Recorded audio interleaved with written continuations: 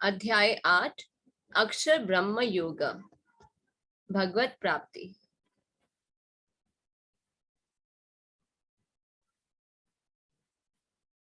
तो कल के अध्याय में हमने जाना भगवान कृष्ण के बारे में, जाना कृष्ण के बारे में, ज्ञान की महिमा, भगवान कृष्ण के ऊर्जाओं का ज्ञान, भगवान कृष्ण को समर्पण और डेमिगोड पूजा, देवी देवताओं की पूजा और प्रतिवाद। कल हमने जाना श्री भगवान अपने ऐश्वर्य के बारे में बताते हैं कि मुझ द्वारा ही इस सृष्टि की रचना ही होती है और मैं ही इस सृष्टि का कारण स्वरूप हूँ। सब कुछ मुझसे ही उदित है। इस सृष्टि का प्रलय मुझे ही जानो, उत्पत्ति और प्रलय मुझे ही जानो। मैं हर वस्तु में विद्यमान हूँ, हर एक जीव के हृदय में परमात्मा के रूप में विद्यमान हूँ। भगवान ने अपने ऐश्वर्य बताया कि मैं पानी का स्वाद हूँ, सूर्य की रोशनी हूँ। किस तरह भगवान ने बताया कि हर एक चीज में मैं हूँ और किस तरह हम भगवान को समर्पित हो सकते हैं। भगवान को हम कैसे समर्पित हो सकते हैं? शरणागति, भक्ति के द्वारा, डिवोशनल सर्विस, श्रवण और कीर्तन के द्वारा। और फिर भगवान ने बताया कि देवी देवताओं की पूजा कौन करते हैं? जो अल्प ज्ञानी होते हैं, जिन्हें कम ज्ञान होता है और जो अपनी भौतिक इच्छाओं की पूर्ति करना चाहते हैं, वो देवी देवताओं के पास जाते हैं।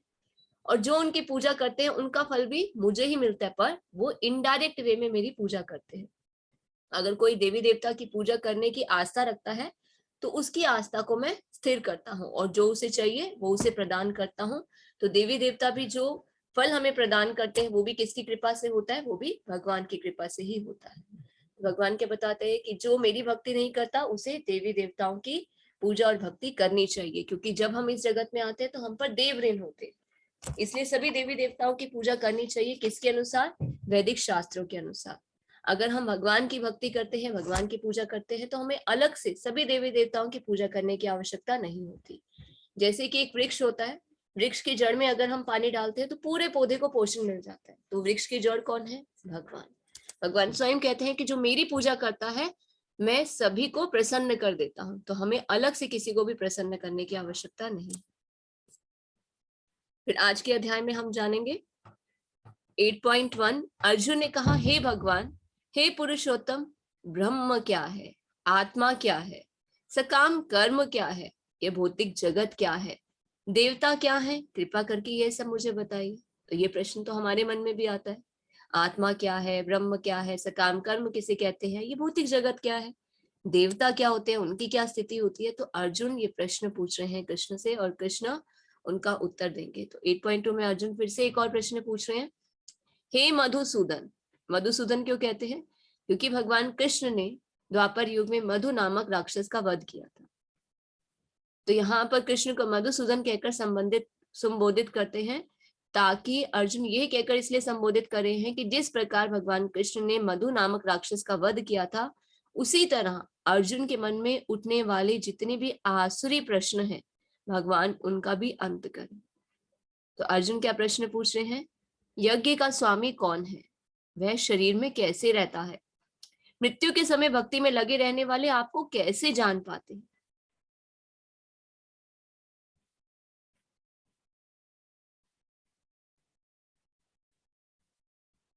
7.29। जो जरा तथा मृत्यु से मुक्ति पाने के लिए यत्नशील होते हैं, वे बुद्धिमान व्यक्ति मेरी भक्ति की शरण ग्रहण करते हैं। वे वास्तव में ब्रह्म है, क्योंकि वे दिव्य कर्मों के विषय में पूरी तरह से जानते हैं।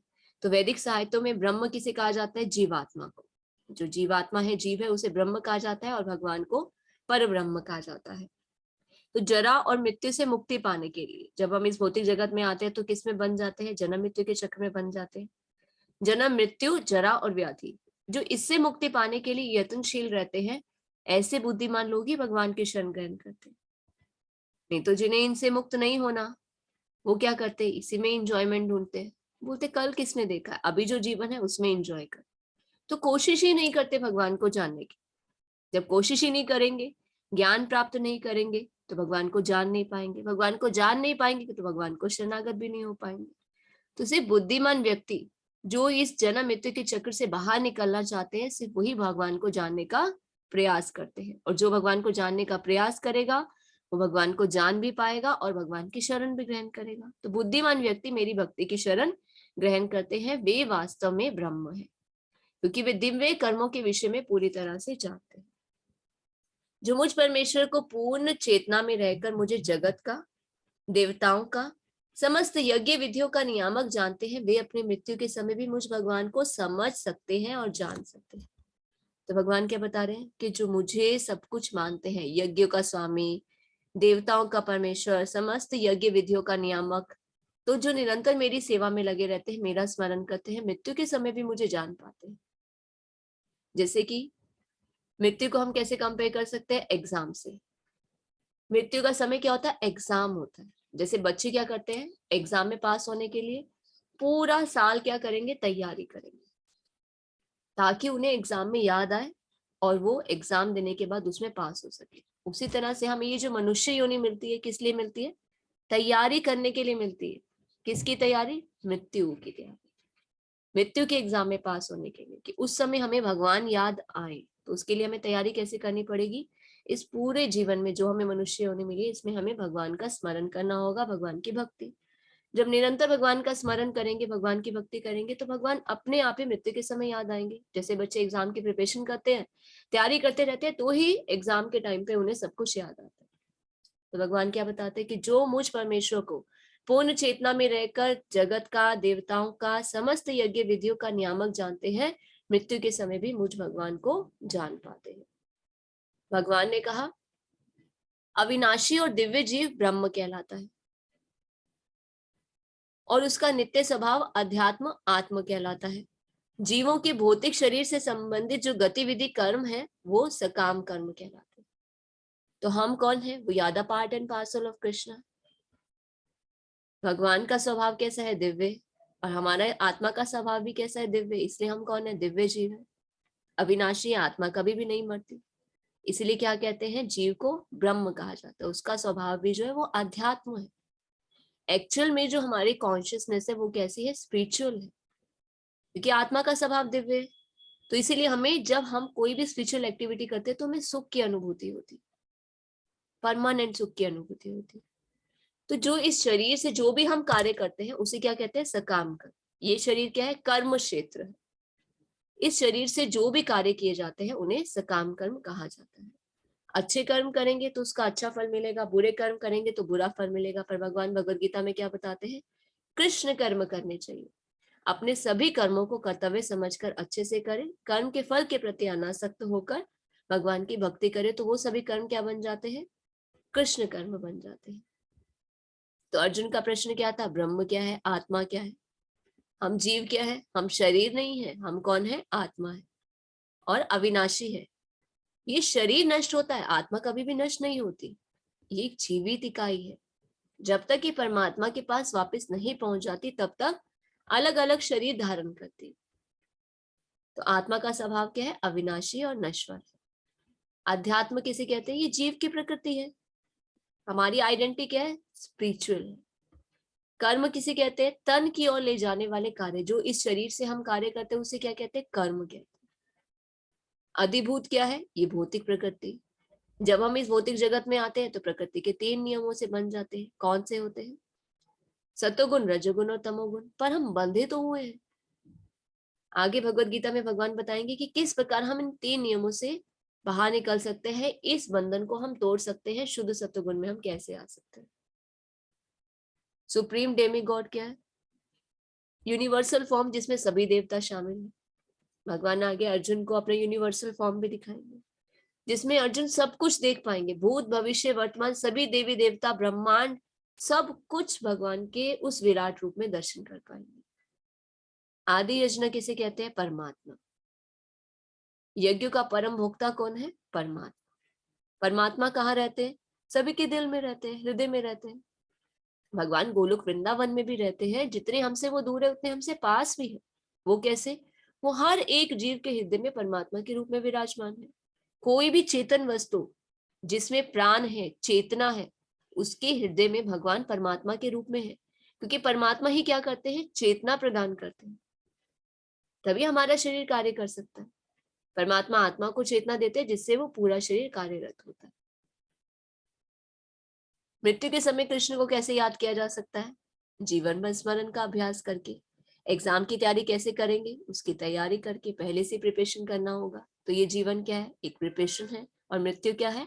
एग्जाम। तो अगर हम तैयारी करेंगे, भगवान का निरंतर स्मरण करेंगे, तो मृत्यु के समय हमें भगवान स्मरण होंगे। हे देहधारियों में श्रेष्ठ, निरंतर परिवर्तनशील ये भौतिक प्रकृति अधिभूत कहलाती है। भगवान का विराट रूप जिसमें सूर्य और चंद्रमा जैसे समस्त देवता सम्मिलित है अधिदेव कहलाता है, तथा प्रत्येक देहधारी के हृदय में परमात्मा स्वरूप स्थित मैं परमेश्वर यज्ञ का स्वामी कहलाता है। तो देखिए भगवान यहाँ क्या बता रहे, ये भौतिक प्रकृति क्या है, परिवर्तनशील है, बदलती रहती है। और भगवान का विराट स्वरूप उसमें सब कुछ है, सूर्य चंद्रमा सभी देवी देवता सारा ब्रह्मांड। और भगवान का है, भगवान स्वयं बता रहे हैं श्लोक में, मैं हर एक जीव के हृदय में परमात्मा के रूप में विराजमान हूं। और मैं कौन हूं, परमेश्वर यज्ञ का स्वामी। अंत काले च मामेव स्मरण मुक्त्वा कलेवरम यह प्रयाति समद्भावम याति नास्त्यत्र संशय। और जीवन के अंत में जो केवल मेरा स्मरण करते हुए शरीर का त्याग करता है वह तुरंत मेरे स्वभाव को प्राप्त करता है, इसमें रंच मात्र भी संदेह नहीं है। तो यहाँ भगवान क्या बता रहे हैं कि जो जीवन के अंत काल में मेरा स्मरण करता है, मुझे याद करते हुए शरीर का त्याग करता है, वो मुझे प्राप्त करता है, इसमें कोई भी संदेह नहीं है। अब कई बार प्रश्न क्या आता है, अगर अंत समय में भगवान को नहीं याद कर पाए, क्यों, तो क्या होगा। कई बार सिचुएशन कैसी होती है, कोमा में आ जाते हैं, अनसर्टेन डेथ हो जाती है, एक्सीडेंट हो गया, उस समय भगवान को याद नहीं कर पाए तो शरीर काम करना बंद कर देता है, बुद्धि काम करना बंद कर देती है, जबान काम करना बंद कर देती है, नहीं भगवान को याद कर पाए तो क्या हम भगवान को प्राप्त नहीं कर सकते, उसका भी उत्तर भगवान देंगे। तो महाभारत में एक जगह बताया जाता है कि सैकड़ों और हजारों जीवित संस्थाएं हर पल मौत से मिलती है, लेकिन फिर भी एक मूर्खता पूर्वक जीवन जीने वाला खुद को मृत्युहीन समझता है। तो ये प्रश्न किसने पूछा था, यक्ष ने पूछा था। किससे, जब 5 पांडव जल पीने के लिए जा रहे थे तो वहां पर यक्ष ने कुछ प्रश्न पूछे कि जो मेरे प्रश्नों का सही उत्तर देगा वही इस जल को पी पाएगा, नहीं तो वो मृत्यु को प्राप्त करेगा। तो फिर युधिष्ठिर महाराज ने उनका सही उत्तर दिया था, और क्या बताते हैं, सैकड़ों और हजारों जीवित जो संस्थाएं हैं हर पल मौत से मिलती हैं। हम भी देखते हैं, पल पल देखते हैं, हमारे रिश्तेदार सगे संबंधी कितने लोगों की मृत्यु होती, लेकिन फिर भी हम क्या करते हैं, मूर्खतापूर्ण जीवन जीने वाला खुद को मृत्युहीन समझता है और मृत्यु के लिए तैयार नहीं होता। यह इस दुनिया की सबसे अद्भुत चीज है। कितनी अद्भुत चीज है ना, कि हम सबको मृत्यु देखते हैं कि मर रहे हैं लोग, हमारे सगे संबंधी मरते हैं, रिश्तेदार मरते हैं, कोई अपना मरता है, पर हमें क्या लगता है, हम तो कभी मरेंगे ही नहीं, शायद बूढ़े हो जाएंगे तो मरेंगे। तो ये दुनिया की सबसे अद्भुत चीज है, पता है कि मृत्यु होनी है पर भी अपने आप को मृत्युहीन समझते हैं, उसकी तैयारी ही नहीं करते। मृत्यु का समय देखिए, जैसे हमारा जन्म होता है ना, वैसे ही हम मैन्युफैक्चरिंग डेट के साथ साथ एक्सपायरी डेट भी साथ में लिखी हुई आती है। अभी तो हम देखते हैं कितने भी पैक फूड होते हैं उसके ऊपर लिखा होता है मैन्युफैक्चरिंग डेट साथ साथ एक्सपायरी डेट, उसी तरह से हमारी एक्सपायरी डेट भी है, पर वो नहीं पता कब है। पर हम क्या समझते हैं, हम तो कभी मरेंगे ही नहीं, इसलिए हम कोई भी तैयारी नहीं करते। तो हमें मृत्यु के लिए तैयारी करनी चाहिए, जैसे कि हमने पहले भी की थी, भरत महाराज की स्टोरी की थी, एक बार फिर से थोड़ा सा इसको रिवाइज करते हैं क्योंकि यहाँ पे पर्टिकुलर इस श्लोक में ये फिट बैठती है। भरत महाराज कौन थे, भरत महाराज पृथ्वी के राजा हुआ करते थे। ये वो भरत महाराज नहीं है जो राम जी के भाई थे, ये पृथ्वी के राजा हुआ करते थे। तो पहले भगवान को कैसे प्राप्त करते थे, सब कुछ छोड़ छाड़ के भगवान का ध्यान करना होता था, यज्ञ तपस्या करनी होती थी। उसी तरह से भरत महाराज ने क्या किया, राजा होने के बावजूद अपना राज्य का त्याग किया, अपने जो पत्नी है, बच्चों, सबका त्याग करके वो जंगल में चल गए और एक साधु की तरह वो जीवन व्यतीत करने लगे और यज्ञ और तपस्या करने लगे भगवान को प्राप्त करने के लिए। तो जहां वो रहते थे जंगल में, उनकी कुटिया के पास जब वो यज्ञ करते थे तो उनके आसपास एक हिरनी घूमती रहती थी। तो एक बार जब भरत महाराज नदी के किनारे पर यज्ञ कर रहे थे तो वो हिरनी जो प्रेग्नेंट थी वो एक बहुत तेजी से भागती हुई जा रही थी क्योंकि उसके पीछे शेर था। तो उस शेर से बचने के लिए उसने क्या किया, नदी के एक किनारे से दूसरे किनारे पर कूद लगा दी, छलांग लगा दी, किस लिए, उस शेर से बचने के लिए। पर जल्दी जल्दी में उस हिरनी की वहीं पर मृत्यु होगी और उसका जो बेबी था वहीं पर डिलीवर हो गया। तो जो भरत महाराज थे वहां पर यज्ञ करते, वो सब दृश्य देख रहे थे। तो भरत महाराज को बहुत दया आई, वो वहां गए और उस बच्चे को उठाया और अपने साथ अपनी कुटिया ले आए। ये सोचकर कि इसकी माता का अब देहांत हो चुका है, इसकी माता तो मर गई, अब इसका पालन पोषण करेगा, तो उस हिरनी के बच्चे को अपने साथ अपनी कुटिया ले आते हैं और उसका पालन पोषण करना शुरू करते हैं, जैसे एक बच्चे का करते हैं। तो समय बीतता जाता है, धीरे धीरे क्या होता है, भरत महाराज की जो ऑस्टेरिटी होती है, यज्ञ करना, भगवान के नाम का स्मरण करना, वो धीरे धीरे कम हो जाता है। क्यों? क्योंकि वो हिरने के बच्चे की सेवा में ज्यादा लगे रहते हैं। और समय बीतता है तो उनका और कम हो जाता है, क्योंकि उनका ध्यान किस में रहता है, हिरण में रहता है। तो पहले जो इतनी ऑस्टेरिटी करते थे, यज्ञ करते थे, तपस्या करते थे, धीरे धीरे वो सब बंद हो गए। तो उनका पूरा ध्यान किस में रहता था, सिर्फ हिरने के बच्चे की सेवा करने में रहता था, उसे खिलाना पिलाना, उसे नहलाना, उसकी देखभाल करना। मृत्यु का समय तो सभी का आता है, उसी तरह से भरत महाराज का भी आया। तो मृत्यु के समय भी उनको किसकी चिंता हो रही थी, हिरनी के बच्चे की चिंता होती कि मैं मर जाऊंगा तो इसका ध्यान कौन रखे।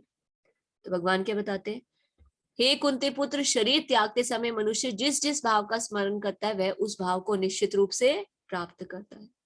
तो शरीर त्यागते समय हमारा जिस भाव में हम स्मरण कर रहे होंगे वही शरीर हमें मिलेगा। तो भरत महाराज किसका स्मरण करे थे, हिरण का, तो उनको बॉडी किसकी मिली, हिरण की मिली। पर भगवान क्या बताते, जो मेरी भक्ति करता वो भी अधूरी नहीं जाती। हिरण की बॉडी मिलने के बाद, वो शरीर के त्यागने के बाद फिर से भरत महाराज को एक जीवन मिला, क्योंकि उन्होंने पहले भक्ति की हुई थी भगवान की। तो फिर से कहाँ जीवन मिला, जड़ भरत के रूप में मिला। जड़ भरत के रूप में जब उनका जन्म हुआ तो एक साधु महात्माओं के बीच में हुआ। तो शुरू से ही वो भगवान के बारे में सुनते थे, फिर से भगवान में आसक्ति हुई, फिर से भगवान के नाम रूप गुण की चर्चा करने लगे, फिर से भगवान की भक्ति शुरू हुई। तो इस तरह जड़ भरत के रूप में भगवान की भक्ति करते हुए उन्होंने अपने जीवन की यात्रा को पूर्ण किया और भक्ति करते हुए भगवान के धाम वापस चले गए। तो यहाँ भगवान क्या बता रहे, यम यम वापी स्मरण भाव, जो जिस जिस भाव में, शरीर त्यागते समय मनुष्य जिस जिस भाव का स्मरण करता है उस भाव को निश्चित रूप से प्राप्त करता है। तो हमें बहुत ही ध्यान रखना चाहिए कि हमें आसक्ति किसमें होनी चाहिए, भौतिक चीजों में ज्यादा आसक्ति नहीं होनी चाहिए। इंद्रिय तृप्ति के लिए जितनी चीजों की आवश्यकता है उतना उसका भोग करे, पर बहुत ज्यादा आसक्त नहीं होना चाहिए, क्योंकि ये आसक्ति क्या करती है, यही हमारे आगे बंधन का कारण बनती है। तो हमें क्या करना चाहिए, अपने कर्म को अच्छे से करते हुए कर्म के फल के प्रति अनासक्त रहकर भगवान की भक्ति भी करनी चाहिए, निरंतर भगवान के नाम का स्मरण करना चाहिए। 8.7 अतएव हे अर्जुन, तुम्हें सदैव कृष्ण रूप में मेरा चिंतन करना चाहिए और साथ ही युद्ध करने के कर्तव्य को भी पूरा करना चाहिए। अपने कर्मों को मुझे समर्पित करके तथा अपने मन एवं बुद्धि को मुझ में स्थिर करके तुम निश्चित रूप से मुझे प्राप्त कर सकोगे। तो यहाँ पर भगवान क्या बताते हैं, कल भी जैसे कल या परसों हम डिस्कस कर रहे थे, तो जब भक्ति योग के द्वारा ही भगवान को प्राप्त कर सकते हैं तो क्या जरूरत है कर्म करने की, क्योंकि कर्म करेंगे तो फिर से कर्म के बंधन में बन जाएंगे। तो यहाँ पे भगवान उन प्रश्नों का उत्तर देते हुए बता रहे हैं कि सदैव कृष्ण के रूप में मेरा चिंतन करो, साथ ही युद्ध करने के कर्तव्य को भी पूरा करना चाहिए। तो ये भगवान इंस्ट्रक्शन दे रहे हैं हमें कि हमें अपने कर्तव्यों से भागना नहीं है, कर्तव्य के पद से विमुख नहीं होना, क्योंकि अगर कर्तव्य के पद से विमुख होते हैं ना तो भौतिक जीवन में उन्नति कर सकते हैं, ना ही आध्यात्मिक जीवन में उन्नति कर सकते हैं, फिर भगवान को प्राप्त नहीं कर सकते, क्योंकि हम भगवान के निर्देश को पालन नहीं करेंगे। तो भगवान का निर्देश क्या है, हमारे लिए इंस्ट्रक्शन क्या है, भगवान हमें क्या आदेश दे रहे हैं कि कृष्ण के रूप में मेरा चिंतन करना चाहिए, साथ ही युद्ध करने के कर्तव्य को भी पूरा करना चाहिए। तो हम जिस भी कर्म बंधन में हैं, एज अ गृहस्थ, बिजनेसमैन, नौकरी कर रहे हैं, स्टूडेंट हैं, टीचर हैं, किसी भी फील्ड में हम हैं, किसी भी कर्म बंधन में जो हम बंधे हुए हैं, हमें क्या करना है, अपने कर्तव्यों को पूरा करना है और साथ साथ भगवान का चिंतन भी करना है। तो अपने कर्मों को मुझे समर्पित करके अपने मन और बुद्धि को मुझ में स्थिर करके अगर निश्चित रूप से तुम मुझे प्राप्त कर सकते हो। अगर हम भगवान को प्राप्त करना चाहते हैं तो हमें भगवान की इस इंस्ट्रक्शन को फॉलो करना होगा, सिर्फ सुनना ही नहीं है, उसे जीवन में उतारना है। सिर्फ आप ये इंस्ट्रक्शन को जीवन में उतार लीजिए, जीवन इतना आनंद में बनेगा, ये जीवन भी सुख में और आने वाला जीवन भी सुख में होगा।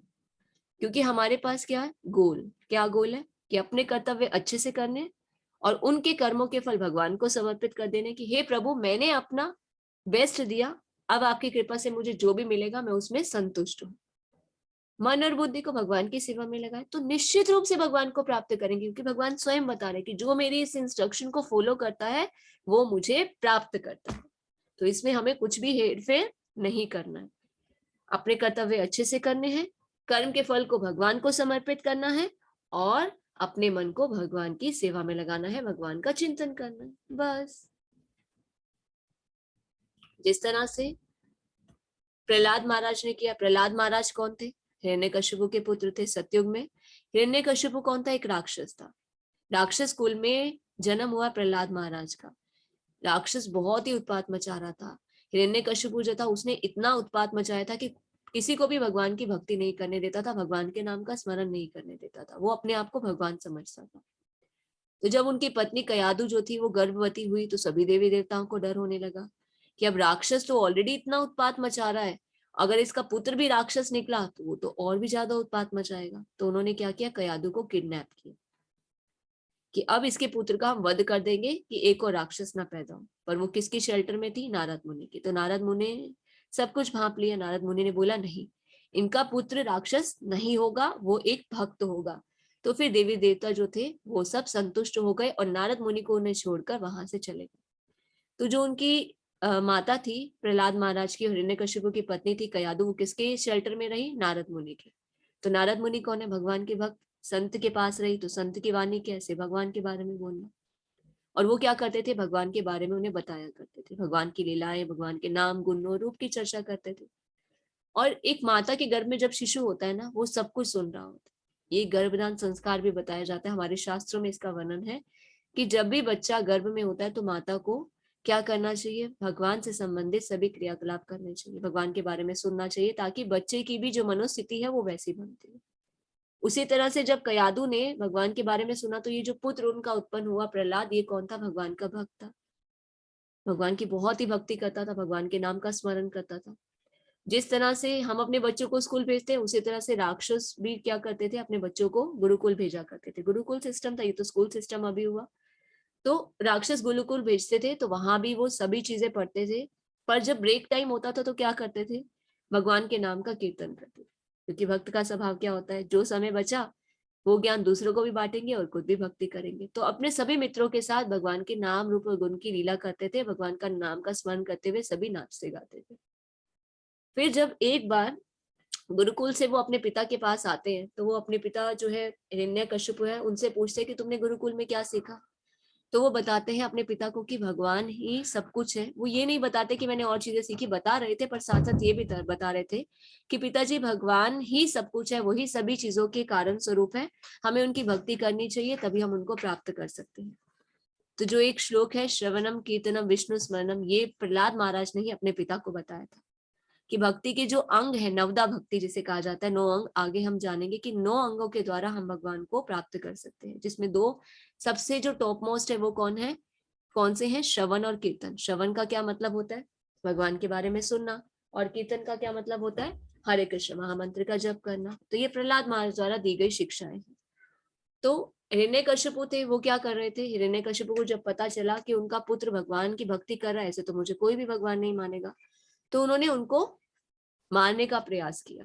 पर जब मारने का प्रयास किया, वो तो भगवान के भक्त थे, हर एक सिचुएशन में वो बच जाते थे। सांपों के झुंड में डाला तो वो सांप फूल बन गए। प्रहलाद महाराज कभी भी नहीं घबराए, हमेशा भगवान के नाम का स्मरण करते थे और हर बार बच जाते थे। पहाड़ी से भी नीचे गिराया गया तो भगवान स्वयं आते थे, उन्हें कैच कर लेते थे।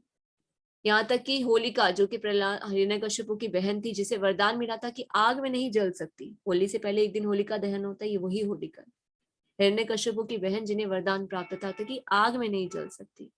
तो हिरण्यकशिपु ने बोला कि ये ऐसे तो मर नहीं रहा, तुम इसे आग में लेकर बैठो, तुम तो मरोगी नहीं और मेरा ये जो शत्रु पुत्र है ये मर जाएगा। होलिका आग में लेकर बैठती है, प्रहलाद महाराज भगवान के नाम का स्मरण करते हैं, होलिका जिसे वरदान प्राप्त था वो जलकर मर जाती है, पर प्रहलाद महाराज को कुछ भी नहीं होता। तो प्रहलाद महाराज से हमें क्या सीखना चाहिए? कि अपने मन और बुद्धि को हमेशा भगवान में लगाना चाहिए। हम क्या करते हैं ना, लाइफ में थोड़ी सी प्रॉब्लम आती है, डिस्ट्रैक्ट, भक्ति करना छोड़ देते हैं। सबसे पहले क्या करते हैं? भगवान को कोसना शुरू करते हैं। मैं तो आपकी भक्ति कर रहा था, मेरी लाइफ में ऐसी सिचुएशन क्यों है? आप हो ही नहीं, इसका मतलब कि मेरे साथ इतनी प्रॉब्लम्स हो रही हैं, आप मेरी हेल्प नहीं करें, आपके होने के बावजूद भी मैं इतना सफर कर रहा हूँ। तो हमें क्या करना? फुल फेथ रखना है। तो हमारे साथ जो भी होता है ना, अच्छा होता है तो ग्रेटिट्यूड करना चाहिए, भगवान आपकी कृपा से हो रहा है।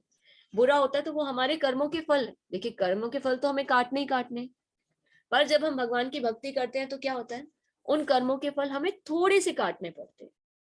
जैसे कि एक्सीडेंट होना था, मृत्यु होनी थी, पर गाड़ी पे खरोच आ जाती है, या गाड़ी थोड़ी सी खराब होती है, या हम पे खरोच आ जाती है, पर हम भी क्या करते हैं, तब भी विलाप करते हैं, अरे ऐसा क्यों हो गया। फिर भक्ति से थोड़ा थोड़ा हटने लग जाते हैं। समस्याएं कितनी भी आए, भगवान क्या बोलते हैं, विचलित नहीं हो, पूर्ण रूप से भगवान के शरणागत रहकर मन और बुद्धि को जो भगवान में स्थिर रखता है और अपने कर्तव्य को करते हुए कर्म के फलों को भगवान को समर्पित करता है, तो वो भगवान को प्राप्त करता है, जैसे कि प्रहलाद महाराज ने किया। 8.8 हे पार्थ, जो व्यक्ति मेरा स्मरण करने में अपना मन निरंतर लगाए रखकर अविचलित भाव से भगवान के रूप में मेरा ध्यान करता है, वह मुझको अवश्य प्राप्त होता है। तो यहाँ पे कृष्ण क्या बता रहे हैं, दो चीजें बता रहे हैं, एक तो अभ्यास और दूसरा अविचलित भाव। जो व्यक्ति मेरा स्मरण करने में अपना मन निरंतर लगाए रखता है, ये क्या है, अभ्यास की प्रक्रिया। मन तो क्या है, भागता है इधर उधर, विचलित होता है, हमें क्या करना है, मन को पकड़ कर लेकर मन पे कंट्रोल करना सीखना है और अविचलित रहना है। मन बहुत जल्दी विचलित हो जाता है, अच्छा हुआ तो बहुत खुश रहते हैं, जरा सी समस्याएं आती है तो बहुत जल्दी विचलित हो जाती है, फिर क्या करते हैं, भगवान से ध्यान हटा देते हैं। पर भगवान यहाँ पे क्या इंस्ट्रक्शन दे रहे हैं, जो व्यक्ति मेरा स्मरण करने में अपना मन निरंतर लगाए रखकर अविचलित भाव से भगवान के रूप में मेरा ध्यान करता है, वह मुझको अवश्य ही प्राप्त करता है। तो एक स्टोरी हम और करेंगे, अजामिल की कहानी। ये भी भागवतम की एक स्टोरी है। अजामिल कौन था, अजामिल एक ब्राह्मण हुआ करता था। तो ब्राह्मण की क्या क्रियाएं होती हैं, भगवान के नाम का स्मरण करना, यज्ञ करना, दूसरों को जाकर भगवान के बारे में बताना, वही क्रियाएं ब्राह्मण अजामिल भी किया करता था। पर एक बार वो जंगल के रास्ते जा रहा था, अपने घर जब जा रहा था, तो उसने रास्ते में एक वेश्या को गलत कार्य करते हुए देखा। तो मन कैसा है, बहुत जल्दी विचलित होता है। जब उसे गलत कार्य करते हुए देख रहा था, तो वो सब चुपके चुपके उसे देखने लगे और धीरे धीरे उनकी आसक्ति उसमें हो गई। तो धीरे धीरे उनकी आसक्ति उस वेश्या में हो गई। तो रोज उस जंगल के रास्ते जाते, रोज उससे मिलते। तो धीरे धीरे क्या हुआ, वो उस वेश्या के साथ संग करने लगे और उसे अपने घर ले, और जो उनके बीवी बच्चे थे उन्हें बाहर निकाल दिया। अब जब ब्राह्मण थे वेश्या का संग करने लगे, तो क्या हुआ, अब बुरा संग करेंगे तो उसका फल भी कैसा होगा। कहते ना, जैसा करोगे संग वैसा चढ़ेगा रंग, वैसा ही रंग उन पर चढ़ने लगा। सारी ब्राह्मण की क्रियाएं बंद कर दी। चोरी करना, लूटपाट करना, हत्या करना, दूसरों को धोखा देना, धन चुराना, मांस मच्छी खाना, मदिरा पीना, ये सब कार्य वो करने लगा। तो ब्राह्मण की सारी क्रियाएं धीरे धीरे बंद हो गई। तो देखिए एसोसिएशन का कितना फर्क पड़ता है।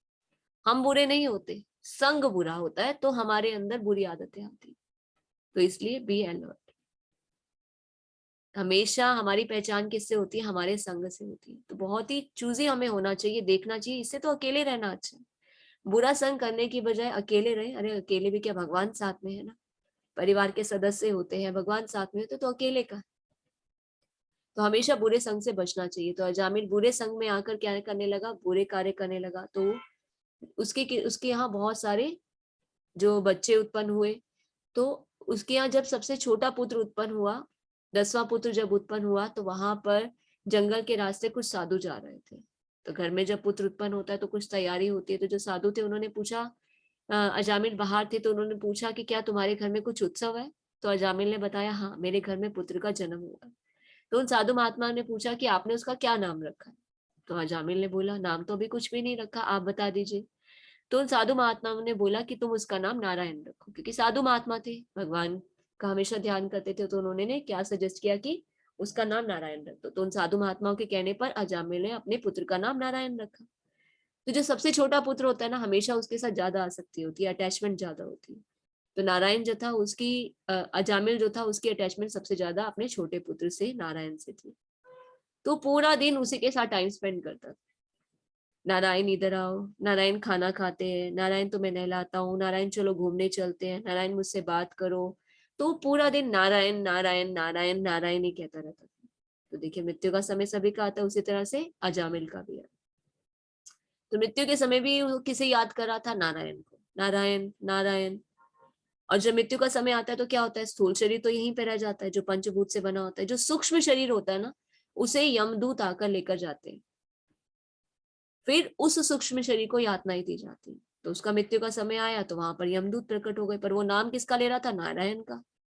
भगवान का नहीं ले रहा था, ले अपने पुत्र का रहा था। पर नारायण का नाम सुनते ही वहां पर विष्णुदूत भी आ गए। अरे वहां पर तो फाइटिंग सीन क्रिएट हो गया, झगड़ा होने लग गया। नारायण दूत बोले तुम इसे हाथ नहीं लगा सकते, इसने नारायण का नाम लिया। और जो यमदूत थे वो बोले अरे इसने तो पूरी लाइफ इतने गलत कार्य किए हैं, ब्राह्मण होने के बाद भी इसने इतने गलत कार्य किए, इसे हम नर्क लेके जाएंगे और इसे बहुत यातनाएं देंगे। तो नारायण दूत बोले नहीं। तो ये बात किसके पास गई? यमराज के पास गई। तो यमराज ने बोला तुम इसे छोड़ दो, क्योंकि इसने नारायण का नाम लिया। चाहे जाने अनजाने में भी नारायण का नाम लिया था, तो भी उसे क्या मिला? सेकंड चांस मिला। कई बार हम देखते हैं ना, कोई कोमा में होता है, मरते मरते एकदम कोई जी जाता है, तो ये वो समय की स्थिति क्या होती है? वहां पे डिसाइड हो रहा होता है कि इसे अभी चांस दिया जाए या फिर इसके शरीर को लेके जाया जाए। तो इसलिए वो सिचुएशन में पड़ा रहता है। ऐसा बताया जाता है कि कोमा की स्थिति वो होती है, तब ये डिसाइड हो रहा होता है। तो तब क्या डिसाइड हुआ कि इसे फिर से सेकंड चांस दिया जाए, क्योंकि इसने भगवान का नाम लिया अंत समय में। ठीक है, यमदूत वहां से चले गए।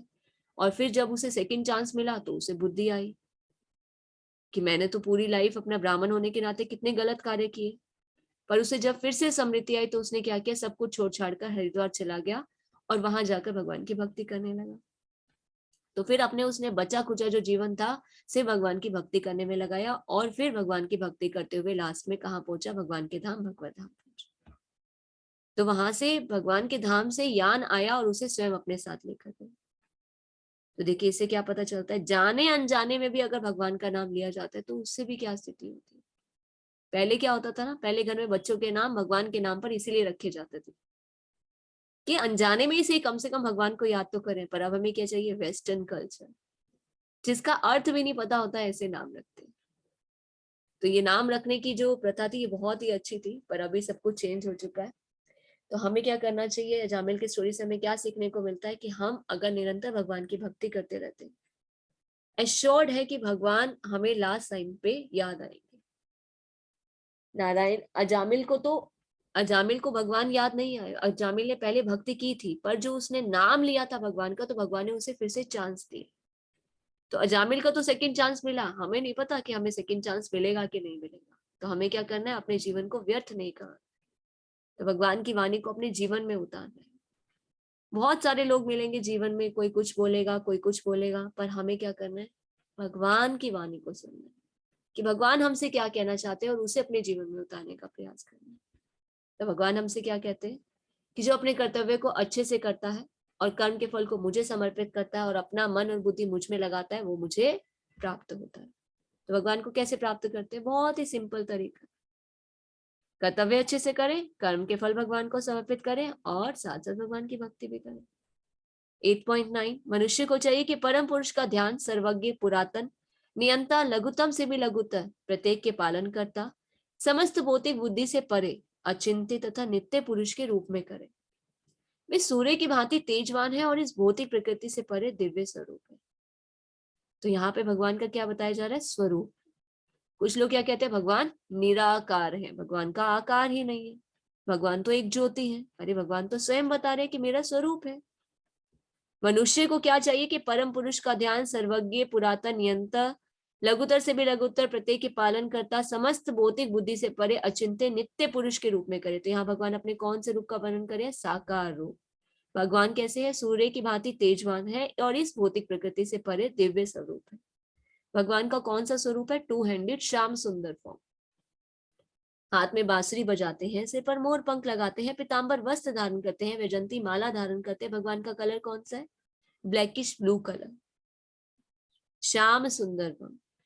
बारिश होने से पहले जो घने बादलों का कलर होता है ना, वो भगवान का कलर है। तो भगवान बताते हैं कि इसी रूप में मेरा ध्यान करो।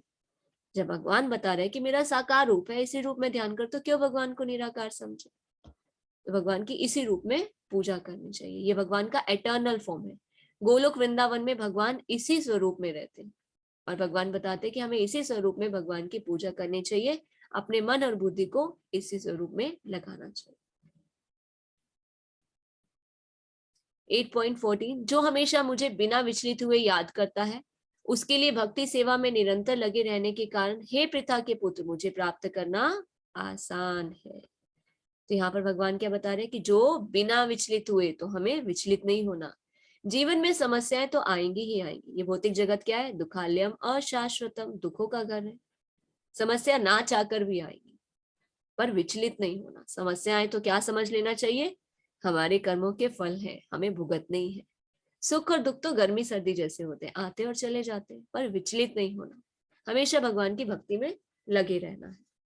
तो भगवान क्या बता रहे हैं कि जो हमेशा मुझे बिना विचलित हुए याद करता है, उससे उसके लिए भक्ति सेवा में निरंतर लगे रहने के कारण हे पृथा के पुत्र, मुझे प्राप्त करना आसान है। तो हम इस तरह बहुत ही आसानी से भगवान को प्राप्त कर सकते हैं। तो देखिए, भगवान हमें सब चीजें बता रहे हैं कि कैसे प्राप्त कर सकते हैं, हमें जीवन में क्या पालन करना चाहिए, कैसे सिचुएशंस को हैंडल करना चाहिए। तो सारे फॉर्मूलाज भगवान हमें एक एक करके बता रहे हैं। मुझे प्राप्त करके महापुरुष जो भक्ति योगी हैं, कभी भी दुखों से पूर्ण इस अनित्य जगत में नहीं लौटते, क्योंकि उन्हें परम सिद्धि प्राप्त हो चुकी होती है। तो भगवान क्या बता रहे हैं कि जो भक्ति करते हैं वापिस इस भौतिक जगत में नहीं आते। ये भौतिक जगत क्या है? दुखालयम अशाश्वतम, दुखों से भरा हुआ है, क्योंकि उन्हें क्या मिल जाती है? परम सिद्धि। भक्ति का टिकट मिल गया, भक्ति लेकर वापस भगवत धाम। ना जन्म मृत्यु के चक्कर में आना पड़ेगा वापस, ना इस भौतिक संसार में फिर से दुखों के चक्कर में घूमना पड़ेगा। तो ये कैसे पॉसिबल है? सिर्फ भक्ति के द्वारा। 8.16, इस जगत में सर्वोच्च लोक से लेकर निम्नतः सारे लोग क्या हैं? दुखों के घर। तो देखिए, हम कहाँ रहते हैं? भूलोक में। ब्रह्मा जी ने जब सृष्टि की रचना की, तो सृष्टि की रचना के लिए 3 लोकों में सबसे पहले बांटा। वो कौन से थे? भू, भुव और स्वह। भू मतलब भूलोक, जहां हम रहते हैं, ये मिडिल में है। एक चार्ट हम आपको दिखाएंगे, गोलोक का चार्ट, कि किस तरह से ऊपर के लोग कौन कौन से हैं, नीचे के लोग कौन से हैं। हम रहते हैं मिडिल में, भूलोक में, और इससे ऊपर है स्वर्ग लोक, देवलोक, सप्तऋषि लोक। तो ये ऊपर के लोग हैं। और पृथ्वी से नीचे कौन से हैं? नर्क, पाताल, रसाताल, तलाताल, इस तरह से 12 लोग नीचे हैं। तो वो आपको हम चार्ट भी दिखाएंगे कि किस तरह से इस सृष्टि की रचना हुई है। तो सर्वोच्च लोक से लेकर निम्नतर लोक सारे दुखों के घर हैं, जहां जन्म मृत्यु का चक्कर लगा रहता है। अब मान लीजिए हम उच्च लोकों में चले भी गए, देवलोक में भी चले गए, पर उनके जब फल खत्म हो जाएंगे, तो फिर से वापस जन्म मृत्यु के चक्कर में आएंगे। तो चाहे ऊपर जाए या नीचे जाए या यहीं पे, तो ये बार बार जन्म मृत्यु का चक्कर जो है ये चलता रहता है। तो सारे लोग क्या है? दुखों के घर है। पर जो भगवान के धाम, भगवत धाम पहुंच जाता है, उसे वापस फिर से जन्म नहीं लेना पड़ता।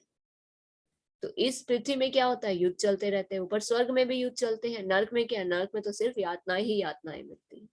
पर भगवान के धाम, भगवत धाम में परम सुख और आनंद मिलता है, क्योंकि वहां हम भगवान के साथ अपनी लीलाएं कर सकते हैं, उनके नाम रूप उनकी चर्चा कर सकते हैं, उनकी भक्ति, उनकी सेवा कर सकते हैं।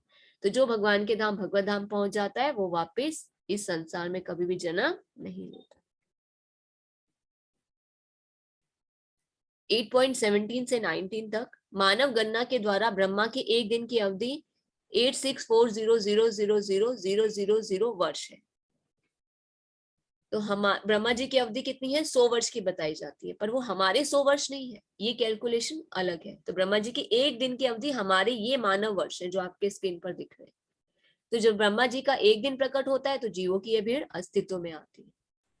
और ब्रह्मा जी की जब रात होती है, तो उनका सर्वनाश हो जाता है। तो ये कैलकुलेशन बताई जा रही है कि कब सृष्टि की रचना होती है और कब प्रलय होता है। जब दिन होता है तो सब जीव अस्तित्व में आते हैं, जैसे ही प्रलय हो जाती है तो उनका सर्वनाश होता है। सर्वनाश का ये मतलब नहीं खत्म हो जाता, तो वो सुप्त अवस्था में हो जाता है। जैसे हम क्या करते हैं, दिन में कार्यशील होते हैं, रात के समय सोए हुए होते हैं, क्या हम मरे हुए होते? नहीं, सोए हुए होते हैं ना, कोई भी कार्य नहीं कर रहे होते, निष्क्रिय होते हैं। उसी तरह से जब प्रलय होता है तो सब कुछ निष्क्रिय हो जाता है। तो बार बार दिन आता है, प्राणियों का यह मेजबान सक्रिय होता है और फिर से रात गिरती है, हे पार्थ, और वे असहाय रूप में घुल जाते हैं। 8.20, इसके अतिरिक्त एक अन्य अव्यय प्रकृति है जो शाश्वत है और इस व्यक्त तथा अव्यक्त पदार्थ से परे है। यह पराश्रेष्ठ और कभी ना नाश होने वाली है। जब इस संसार का सब कुछ लय हो जाता है, तब भी उसका नाश नहीं होता। तो यहाँ भगवान क्या बता रहे हैं? परा, जीव, हमारे बारे में। हम कौन है? जीवात्मा। हम शरीर नहीं है, हम आत्मा है। जब प्रलय भी आता है, तब भी नाश नहीं होता आत्मा का। यहाँ भगवान स्वयं बता रहे कि ये क्या है? अव्यय प्रकृति है। ये आत्मा क्या है? शाश्वत है, नश्वर है। ये कभी भी नाश नहीं होती। ये सिर्फ क्या करती है? ट्रेवल करती रहती है, जब तक भगवान तक हम नहीं पहुंचते, अलग अलग योनियों में। अगर प्रलय भी आ जाती है, तो भी उसका नाश नहीं होता, सिर्फ एक सुप्त अवस्था में होती है। निष्क्रिय होती है। तो देखिए ये है गोलोका चार्ट, इसे हम ग्रुप में सेंड करेंगे, थोड़ा आप जूम करके देख पाएंगे तो बहुत अच्छे से क्लियरली दिखेगा। तो थोड़ा सा इसको बता देते हैं, ये पोर्शन आप देख सकते हैं स्क्रीन पे, इसको जूम कर नहीं हो पाएगा। ओके ठीक है, इसे फिर ग्रुप में भेजेंगे, ये वाला थोड़ा सा और जूम करके, तो आप इसे अच्छे से देखेंगे एक बार। ये है हमारी सृष्टि की रचना, कि किस तरह से ब्रह्मा जी गर्भोदक्षय विष्णु के नाभि कमल से उत्पन्न हुए और इस सृष्टि की रचना की। हम कहाँ रहते हैं, हम बीच में रहते हैं, ये ऊपर के लोग हैं। अब इसमें क्लियरली दिखाई नहीं दे रहा है, जब ग्रुप में हम वो स्क्रीन शेयर करेंगे तो आप उसे जूम करके देख पाएंगे कि ऊपर कौन कौन से लोग हैं। अगर कोई कंफ्यूजन होगा तो आप कल की क्लास में उसमें पूछ भी सकते हैं। और नीचे कौन कौन से लोग हैं, उच्च लोग जो होते हैं वो स्वर्ग लोग देव लोग कहे जाते हैं, और जो नीचे के लोग हैं वो नर्क पाताल इत्यादि लोग कहे जाते हैं, और हम रहते हैं भूलोक में। हम अच्छे कर्म करते हैं तो उनका फल भुगतने के लिए स्वर्ग में जाते हैं, फिर से उनका फल क्षीण हो जाता है तो उच्च लोकों में जाते हैं, फिर से वापस धरती पर आ जाते हैं। बुरे कर्म करते हैं तो नीचे के लोकों में जाते हैं, फिर उनका फल खत्म हो जाता है तो फिर से धरती पर आते हैं। फिर से ये जन्म मृत्यु का चक्र जो है वो चलता रहता है। पर जब भगवान के धाम भगवत धाम पहुंच जाते हैं तो फिर वहां से वापस नहीं आना पड़ता। भगवत धाम में हम कैसे रहते हैं, भगवान के साथ लीलाओं का आनंद लेते हैं, भगवान की दिव्य सेवा करते हैं। हरे कृष्ण, सॉरी डिस्कनेक्ट हो गया था, स्क्रीन शेयर करना पड़ेगा तो।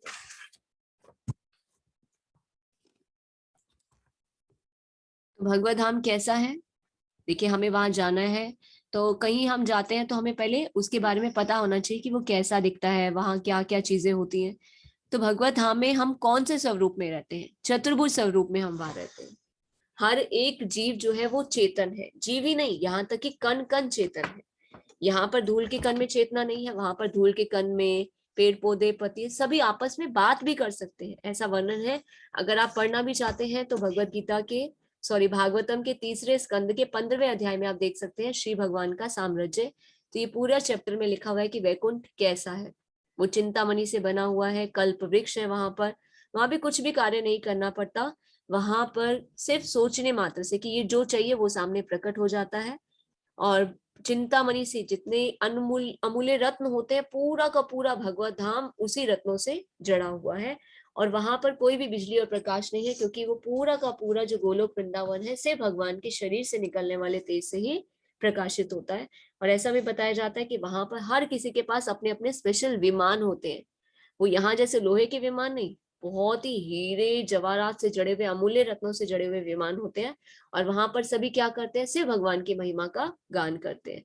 तो वहां पर रहने वाले जितने भी जीव प्राणी हैं वो सभी अपने अपने यान में बैठकर सिर्फ भगवान की महिमा का गान करते हैं, और सभी भगवान की वहां पर महिमा करते हैं, भगवान की वहां पर सेवा करते हैं। तो ये है गोलोक वृंदावन। जब हम वहां जाते हैं तो वापस वहां से लौटकर कभी भी नहीं आते। ना तो वहां पे जन्म मृत्यु जरा व्याधि है, कोई बुढ़ापा नहीं होता, कोई बीमारी नहीं होती, ना ही कभी मृत्यु होती है।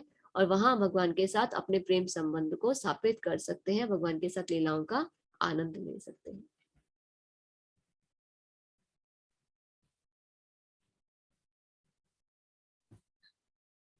वेदेषु यज्ञेषु तपः शुचैव दानेषु यत्पुण्यफलं प्रतिष्ठम् अतयेति तत्सर्वम् इदं विदित्वा योगी परं स्थामुपैति अचात्यम्। जो व्यक्ति भक्ति मार्ग स्वीकार करता है वह वेदाध्ययन, तपस्या, दान, दार्शनिक तथा सकाम कर्म करने से प्राप्त होने वाले फलों से वंचित नहीं होता।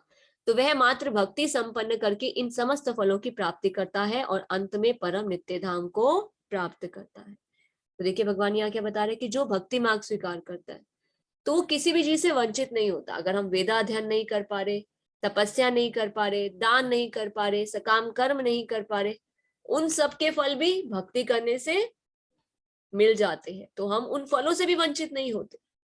देखिए भक्ति करने का प्रॉफिट ही प्रॉफिट है। भक्ति करने से भगवान के शरणागत हो गए, भगवान हमारे साथ है। वेदा अध्ययन, तपस्या, दान, दार्शनिक सकाम कर्म, उन सब का फल भी हमें मिल जाता है। ये जीवन भी सुखी हो जाता है और भक्ति का टिकट लेके वापस भगवत धाम में पहुंच जाता है, फिर से जन्म मृत्यु के चक्र में भी नहीं आना पड़ता। तो मात्र भक्ति संपन्न करके इन समस्त फलों की प्राप्ति करता है, और अंत में कहा जाता है भगवान के धाम, परम धाम, नित्य धाम जाता है। तो कृष्ण भावनामृत की विशेषता यह है कि मनुष्य एक ही झटके में भक्ति करने के कारण मनुष्य जीवन के विभिन्न आश्रमों के अनुष्ठानों को पार कर सकता है। भक्तों की संगति आवश्यक है। तो यहाँ पे क्या बताया जा रहा है, एक ही झटके में सिर्फ हमें सोचना है कि हमें भक्ति करनी है, इच्छा की, प्रयास किया, अभ्यास किया, बस भक्ति का टिकट लेकर पहुंच गए भगवत धाम। तो हमेशा कोशिश करनी चाहिए कि भक्तों के संग में रहना चाहिए। 7वें से लेकर 12वें तक के अध्याय भगवत गीता के सार स्वरूप है। प्रथम 6 और अंतिम 6 अध्याय इन मध्यवर्ती 6 अध्यायों के लिए आवरण पात्र है, जिनकी सुरक्षा भगवान करते हैं। यदि कोई भगवत गीता के इन 6 अध्यायों को भक्त की संगति में भली भांति समझ लेता है तो उसका जीवन समस्त तपस्याओं, यज्ञों, दानों, चिंतनों को पार करके महिमा मंडित हो उठेगा, क्योंकि केवल कृष्ण भावनामृत के द्वारा उसे इतने कर्मों का फल प्राप्त हो जाता है। देखिए, कृष्ण भावनामृत के द्वारा सभी कर्मों का फल प्राप्त हो जाता है। तो जिसे भगवत गीता में तनिक भी श्रद्धा नहीं है, उसे किसी भक्त से भगवत गीता समझनी चाहिए, मनोधर्मियों से नहीं। तो अगर भगवत गीता में श्रद्धा नहीं है तो प्रयास करें उनसे जाने जिन्होंने भगवत गीता को समझा है, जाना है। मनोधर्मियों से जो मानसिक कल्पना करते हैं वो भगवत गीता को समझा नहीं सकते, क्योंकि जिसने स्वयं सत्य का दर्शन नहीं किया तो वो दूसरों को क्या ज्ञान बता सकता है। तो हमें क्या करना चाहिए, सिर्फ कृष्ण भावनामृत करनी चाहिए। भक्ति के द्वारा ही हम भगवान को प्राप्त कर सकते हैं। तो भक्ति का क्या अर्थ होता है, श्रवण और कीर्तन, भगवत गीता भागवतम को पढ़ना और सुनना और हरे कृष्ण महामंत्र का जप करना। हरे कृष्ण कृष्ण कृष्ण हरे हरे, हरे राम राम राम हरे हरे। हरे कृष्ण एवरीवन। तो इस प्रकार भगवत गीता के 8वें अध्याय का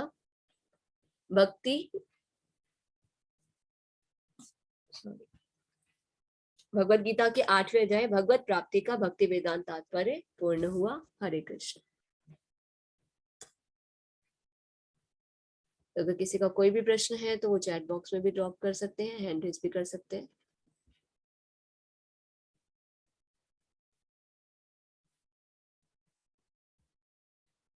चैंटिंग का वीडियो ग्रुप में सेंड कर दो, how to chant.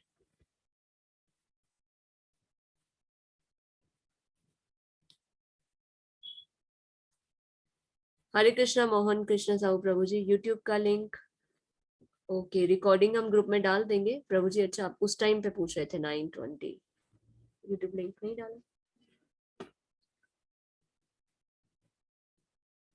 Sorry Prabhu ji, YouTube का लिंक आज ग्रुप में शेयर नहीं किया था।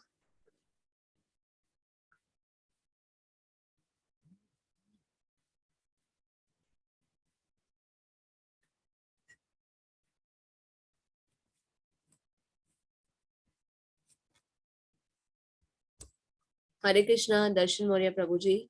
देखिए, भगवान ने हमें माता पिता क्यों दिए? माता पिता भगवान कौन सी आत्मा को देते हैं? अब हम भगवान को जान पा रहे हैं। कैसे? क्योंकि पिछले जन्म में हमने भक्ति अधूरी की थी, उसे पूरा करने के लिए तो भगवान देखते हैं कि किन के पास रहकर आप अपने जीवन के इस उद्देश्य को फिर से पूर्ण कर सकते हैं। तो भगवान उस आत्मा को उसी माता पिता को प्रदान करते हैं। तो ये माता पिता जो इस भौतिक जगत के माता पिता, ये एक माध्यम स्वरूप है हमें भगवान तक वापस पहुंचाने के। देखिए, हर जन्म में क्या होता है, एक जन्म नहीं होता ना, बार बार जन्म होते हैं। हर जन्म में अलग अलग माता पिता होते हैं। तो ये माता पिता ने हमें जन्म दिया तो हम इनके ऋणी है तो पूजा की हो गई। भगवान आगे बताते हैं कि किस तरह से हमें अपने गुरुजन माता पिता की सेवा करनी चाहिए, इनका आदर सम्मान करना चाहिए। तो माता पिता को भी भगवान के समान पूजनी है। पर ये माता पिता कौन से? इस भौतिक जगत के माता पिता। फिर से जन्म होगा, फिर से दूसरे माता पिता होंगे। पर जब हम भगवान की भक्ति करते हैं तो अपने परम पिता के पास वापस पहुंच जाते हैं। ये तो नहीं कह रहे कि माता पिता की सेवा नहीं करनी, सबका आदर कीजिए, माता पिता को भी भक्त बनाइए, क्योंकि एक पुत्र होने के नाते क्या कर्तव्य होता है, एक पुत्र अगर भक्ति करता है, भागवत में ऐसा बताया जाता है कि जिस घर में एक जन भक्ति करता है, कोई पुत्र हो, बालक हो, तो उससे पहले की 7 पीढ़ियां और आने की 7 पीढ़ियां सभी भगवत धाम को प्राप्त करती हैं। तो देखिए भक्ति का कितना महत्व है। अभी पितृ तर्पण से ही सब कुछ नहीं होगा, है ना? तो क्या भक्ति करने से पहले की और आगे की सारी पीढ़ियां तर जाएंगी। तो हमें क्या करना है, सभी कार्य अच्छे से करने। माता पिता है, उनके साथ भी सभी कर्तव्यों को अच्छे से निभाएं, उनकी सेवा करें, उनका आदर करें और साथ साथ भक्ति भी करें और उनको भी करवाएं, क्योंकि जीवन का यही उद्देश्य है। सिर्फ अपना नहीं सोचना है, सबके बारे में, जो आपके आसपास रहते हैं। भक्ति सबसे पहले घर में सबको मिलकर करनी चाहिए, घर को मंदिर बनाना चाहिए, सभी मिलकर करें, माता पिता है, पत्नी है, बच्चे हैं, सभी को साथ मिलकर भक्ति करनी चाहिए।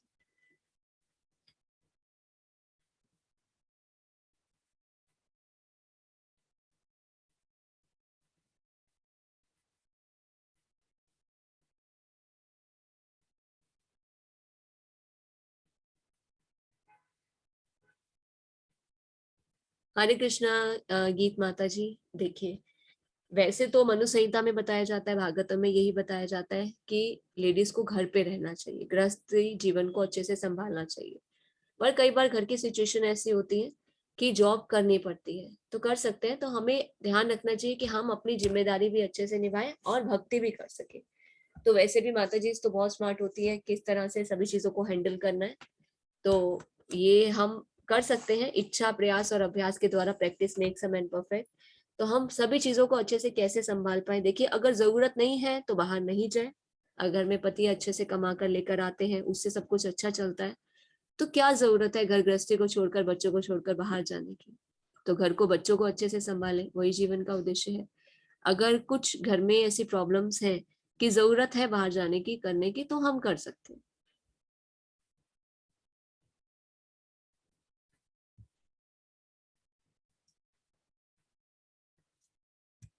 हरे कृष्ण दर्शन प्रभु जी, ऐसा क्यों, जब अच्छा होता है तो भगवान ने किया। देखिए, भगवान कुछ करते नहीं है, भगवान हमें देते हैं। अब देखिए, आप कोई अच्छा काम, छोटे होते थे, अच्छी चीज करते थे, तो माता पिता क्या करते थे, प्रेम करते थे, है ना। और कोई गिफ्ट देते थे, जाओ ये लेकर आओ, तुमने बहुत अच्छा काम किया। और कोई गलती करते थे तो डांट भी पड़ती थी, पिटाई भी पड़ती थी। तो ये सब चीजें वैसी ही है। ये हम अपने कर्मों के ना खूब भाग्य करता है, जैसा हम करते हैं वैसा उसका हमें फल मिलता है, उसमें भगवान का कोई भी रोल नहीं है। पर भगवान के जब शरणागत होते हैं तो भगवान हमारा ध्यान रखते हैं।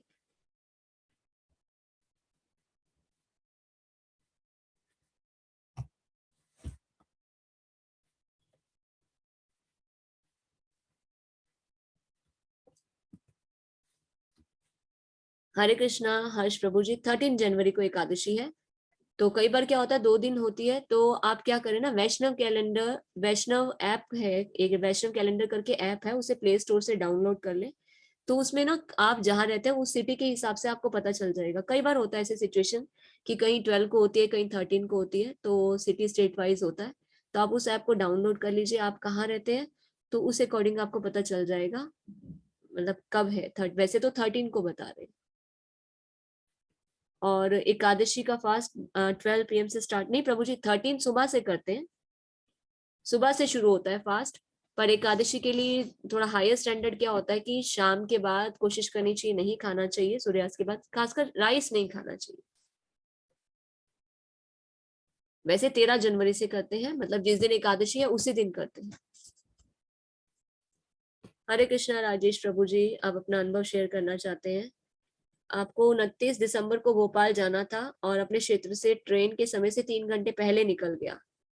और जहां से मुझको रेलवे स्टेशन पर जाने के लिए बस लेना था, वहां पर बस का इंतजार करते करते 1 घंटे से ऊपर समय निकल गया, पर बस नहीं आई। लेकिन जहां पर मैं बस का इंतजार कर रहा था, वहां से हर 15 मिनट में बस मिलती है। बहुत तनाव होने लगा, तो मैंने सब कुछ प्रभु के हाथ छोड़कर हरे कृष्ण कृष्ण कृष्ण हरे हरे, हरे राम राम राम हरे हरे का जप शुरू कर दिया। कुछ समय बाद बस आ गई। उस समय मैं रेलवे स्टेशन से 40 किलोमीटर की दूरी पर था, लगभग 50 मिनट का समय लगता है। और ट्रेन के प्रस्थान समय में 40 मिनट बचे थे। खैर, मैं बस में भी जाप करता रहा। जब अपने गंतव्य तक पहुंचा, तब तक ट्रेन जाने का समय हो गया था। जाप करते करते मैं टैक्सी लेकर रेलवे स्टेशन पर पहुंचा। देखा तो ट्रेन शायद मेरे ही इंतजार कर रही थी, और मैं ट्रेन में सवार हुआ और ट्रेन चल पड़ी। ये प्रभु कृपा ही थी, जो लेट नहीं होती वो 20 मिनट तक मेरा इंतजार करते रही। ये कृष्ण कृपा ही है। हरे कृष्णा। हरे कृष्णा प्रभु जी। देखिए, होती है कुछ चीजें लाइफ में ऐसे, जहां आपने क्या किया, अगर आप हरे कृष्ण महामंत्र नहीं करते और टेंशन लेके उस टाइम को वेस्ट कर लेते, सिर्फ टेंस ही रह जाते, तो शायद वो ट्रेन भी निकल जाती। तो भगवान कई बार क्या करते हैं ना, ये सब चीजें हमारे साथ होती है, तो हमारा फेथ और डेवलप होता है कि हम पूर्ण रूप से भगवान के शरणागत हैं, है ना। और कई बार ऐसा भी देखने को मिलता है, कई बार हमें कहीं जाना है, प्लेन मिस हो गया या ट्रेन मिस हो गई, तो हम बहुत रिग्रेट फील करते हैं, अरे ट्रेन मिस हो गई, मुझे जाना था, बहुत जरूरी काम था, पर कई बार बाद में पता चलता है कि वो एक्सीडेंट भी हो गया। तो ये सब चीजें क्या होती है ना, अगर हम भगवान के पूर्ण रूप से शरणागत होते हैं तो भगवान क्या करते हैं, सेफ भी कर देते हैं। तो हमें किसी भी चीज के लिए कोसना नहीं चाहिए, अपनी तरफ से हम अपना बेस्ट कर रहे हैं और भगवान को शरणागत है तो ऐसी चीजें होती है। ये एक्सपीरियंस ही क्या करते हैं ना, यही भगवान की तरफ फेथ को और डेवलप करते हैं और भगवान ये सब चीजें दिखाते हैं। कहते हैं विश्वास करते हैं तो चमत्कार होता है, पर लोगों की अभी क्या स्थिति है, पहले चमत्कार दिखाओ फिर विश्वास करेंगे। थैंक यू सो मच प्रभु ji for share your experience. Hare Krishna, thank you so much. Hare Krishna. Krishna Manisha प्रभु जी, जेंडर क्या है भगवान का? देखिए भगवान ना तो पुरुष है ना ही स्त्री है। क्यों? क्योंकि भगवान क्या है, शक्ति और शक्तिमान दोनों एक ही है। शक्ति के बिना शक्तिमान अधूरे होते हैं, उसी तरह से भगवान क्या है, शक्ति और शक्तिमान दोनों ही है।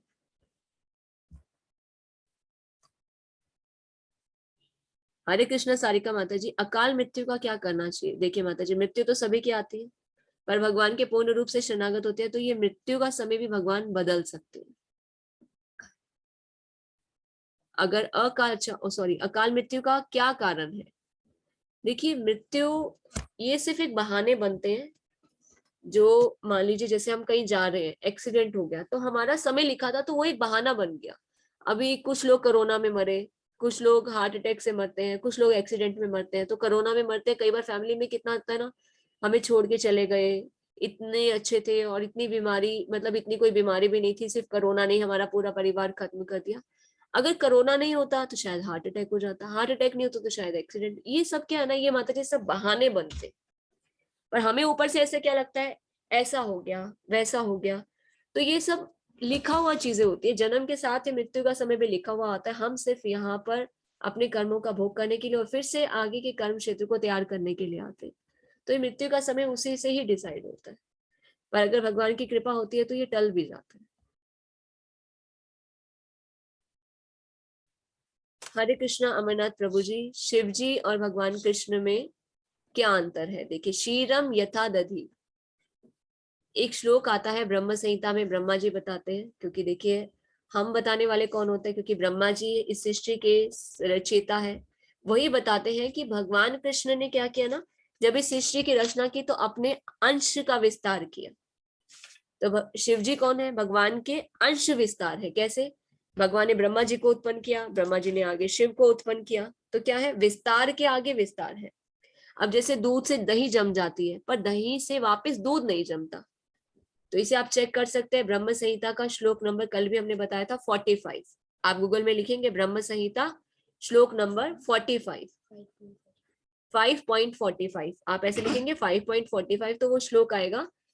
क्षीरम यथा दधि विकार विशेष योगात संजायते न ही ततः पृथक अस्ति हेतु यह शंभु ताम अपि तथा समुपैते कार्यात गोविंदमादि पुरुषम तमहम भजामि। तो ब्रह्मा जी क्या बताते हैं कि जिस प्रकार दूध खटाई या जामन आदि के संयोग से दही में बदल जाता है, पर फिर भी अपने उपादान कारण दूध के साथ वह तो ना समान होता है ना ही उससे पृथक होता है, तो उसी प्रकार संहार कार्य के निर्मित जो शंभु रूप में परिणत हो गए हैं, उन आदि पुरुष भगवान गोविंद का मैं भजन करता हूँ। तो यहाँ क्या बता रहे हैं कि जो भगवान शंभु के रूप में परिणित हो गए हैं उनका मैं भजन करता हूँ। तो शिव जी कौन है? भगवान के अंश के आगे विस्तार है। अंश विस्तार कैसे होता है? भगवान कृष्ण सबसे पहले अपना विस्तार किसमें करते हैं? विष्णु के रूप में। महाविष्णु, गर्भोदकशाही विष्णु, शिरोदकशाही विष्णु। फिर गर्भोदकशाही विष्णु के नाभि कमल से ब्रह्मा जी उत्पन्न होते हैं। फिर आगे ब्रह्मा जी से 4 सनत कुमार उत्पन्न होते हैं, सनक, सनातन, सनंदन और सनत कुमार। फिर ब्रह्मा जी उनको क्या बोलते हैं? सृष्टि की रचना करो, पर वो भगवान की भक्ति करना चाहते हैं। फिर ब्रह्मा जी को क्रोध आता है कि बच्चों ने बात नहीं मानी, पर क्रोध को निकालते नहीं है, क्योंकि बच्चों का मोटो सही है, भगवान की भक्ति करना, जीवन का उद्देश्य तो यही है। पर क्रोध तो बाहर निकलेगा, वो कैसे निकलता है? भगवान ब्रह्मा जी के मुंह के मध्य से निकलता है। तो वो कौन होते हैं? शिव जी, रुद्र प्रकट होते है ना। तो आया सब कुछ कहाँ से? कृष्ण से आया। जैसे एक दीपक होता है, एक दीपक से 100 दीपक जलाने, ठीक है, दिए जल रहे हैं ना, एक दीपक एक एक करके सभी दियों को जलाता है। तो ये भगवान कृष्ण से ही सब कुछ आया। तो शिव जी भी कौन है? वही भगवान है, पर क्या है, रूप विस्तार हो गया, दूध से दही बन गई है, पर भगवान नहीं है, अलग हो गए। और ऐसा भी बताया जाता है हमारे शास्त्रों में, वैश्वा नाम यथा शंभु। शिव जी जो है भगवान कृष्ण के परम भक्त है। क्योंकि जब समुद्र मंथन हुआ था, हलाहल विष निकला था, तो कोई भी सामने नहीं आया था। शिव जी जो भगवान के परम भक्त है वो सामने आए और उन्होंने अपने गले में हलाहल विष धारण किया था। यहाँ तक कि ये भी बताया जाता है कि गोपी भाव में रास लीला देखने का भी किसे मिला था, ये सौभाग्य सिर्फ शिव जी को ही प्राप्त हुआ था। और जब वृंदावन हम जाते हैं तो नंद भवन में भी एक लीला आती है कि जब भगवान धरती पर प्रकट हुए थे तो सभी देवी देवता आते हैं भगवान के दर्शन करने, उसी तरह से शिव जी भी आए थे। पर जो यशोदा मैया थी उन्होंने दर्शन नहीं करने दिए, क्योंकि कंस क्या करता था, बार बार राक्षसों को भेजता था। यशोदा मैया को लगा अभी कोई फिर वेश बदल के आ गया, तो शिव जी तो बहुत ही अटल कि मैं तो भगवान के दर्शन करके जाऊंगा। तो वही नंद भवन के सामने ही गोकुल में गोकुल के सामने ही भगवान शिव ने क्या किया था, शिव जी ने तपस्या की थी कि मैं भगवान से मिलकर ही जाऊंगा। तो उनकी तपस्या को भगवान ने देखा, फिर यशोदा मैया को प्रेरित किया कि आप उन्हें अंदर आने दीजिए। फिर शिव जी भगवान के दर्शन करके और फिर वहां से गए। तो अभी भी हम वृंदावन जहां भी जाते हैं, भगवान की हर एक लीला स्थली में शिव जी का भी दर्शन करते हैं। वहां पर भी शिव जी की हर एक लीला स्थली है, क्योंकि जहां भगवान होते हैं वहां पे भगवान के भक्त भी होते हैं। और अंतर क्या है कि भगवान कृष्ण ही भगवान है और सब कुछ उन्हीं से ही आया है, उनके अंश विस्तार है शिव जी। हरे कृष्ण अनुराधा माता जी। नारायण ही श्री कृष्ण का स्वरूप है। जी माता जी, कृष्ण नहीं, भगवान कृष्ण ने क्या किया, अपने अलग अलग अंश और विस्तार की। और जो द्वापर युग में आए थे भगवान कृष्ण, वो एक्चुअल कृष्ण है, नंद नंदन कृष्ण। हरे कृष्ण राधिका माता जी। भागवत पुराण क्या है, श्रीमद भागवतम जो अभी हम पढ़ रहे हैं, ये क्या है, श्रीमद भगवत गीता, ये है भगवान की वाणी। और श्रीमद भागवतम क्या है, भगवान के बारे में, साक्षात भगवान कृष्ण। उसके 12 कैंटो है, ऐसा बताया जाता है कि वो 12 कैंटो भगवान के शरीर के अंग है, एक एक अंग। तो उसमें भगवान की पूरी लीलाओं का वर्णन है कि कैसे सृष्टि की रचना हुई, कैसे भगवान हर एक युग में प्रकट होते हैं। तो उसमें सिर्फ भगवान के बारे में है। ये है भगवान की वाणी भगवत गीता, और भागवतम है भगवान के बारे में।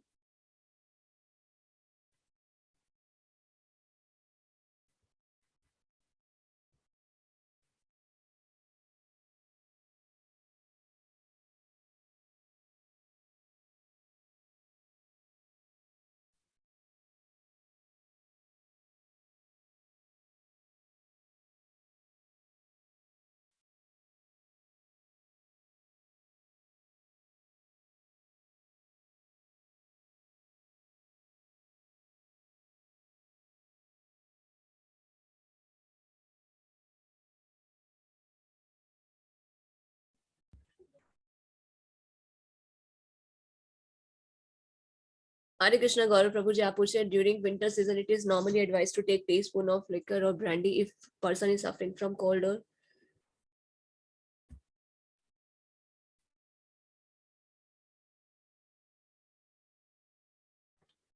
हरे कृष्णा प्रभु जी, देखिए ब्रांडी और शराब लेना सिर्फ एक चम्मच, देखिए है तो गलत ही ना, तामसिक चीजें, नशा वाली चीजें हैं ये। और इसे हम, जो लोग पीते हैं वो उसे इस तरह से बताते हैं कि एक मेडिसिन जैसे काम करती है। और भी प्रकृति ने बहुत सारी हमें चीजें दी है। सर्दी के मौसम में अजवाइन है, उसका काढ़ा बनाकर पी सकते हैं। अदरक का इतना गर्म होता है, कहाँ पे कफ कोल्ड चला जाए पता भी नहीं चलता। तो ये तो सिर्फ एक बहाना है कि इसे मेडिसिन के थ्रू ले सकते हैं, कोशिश करनी चाहिए, अवॉइड करना चाहिए।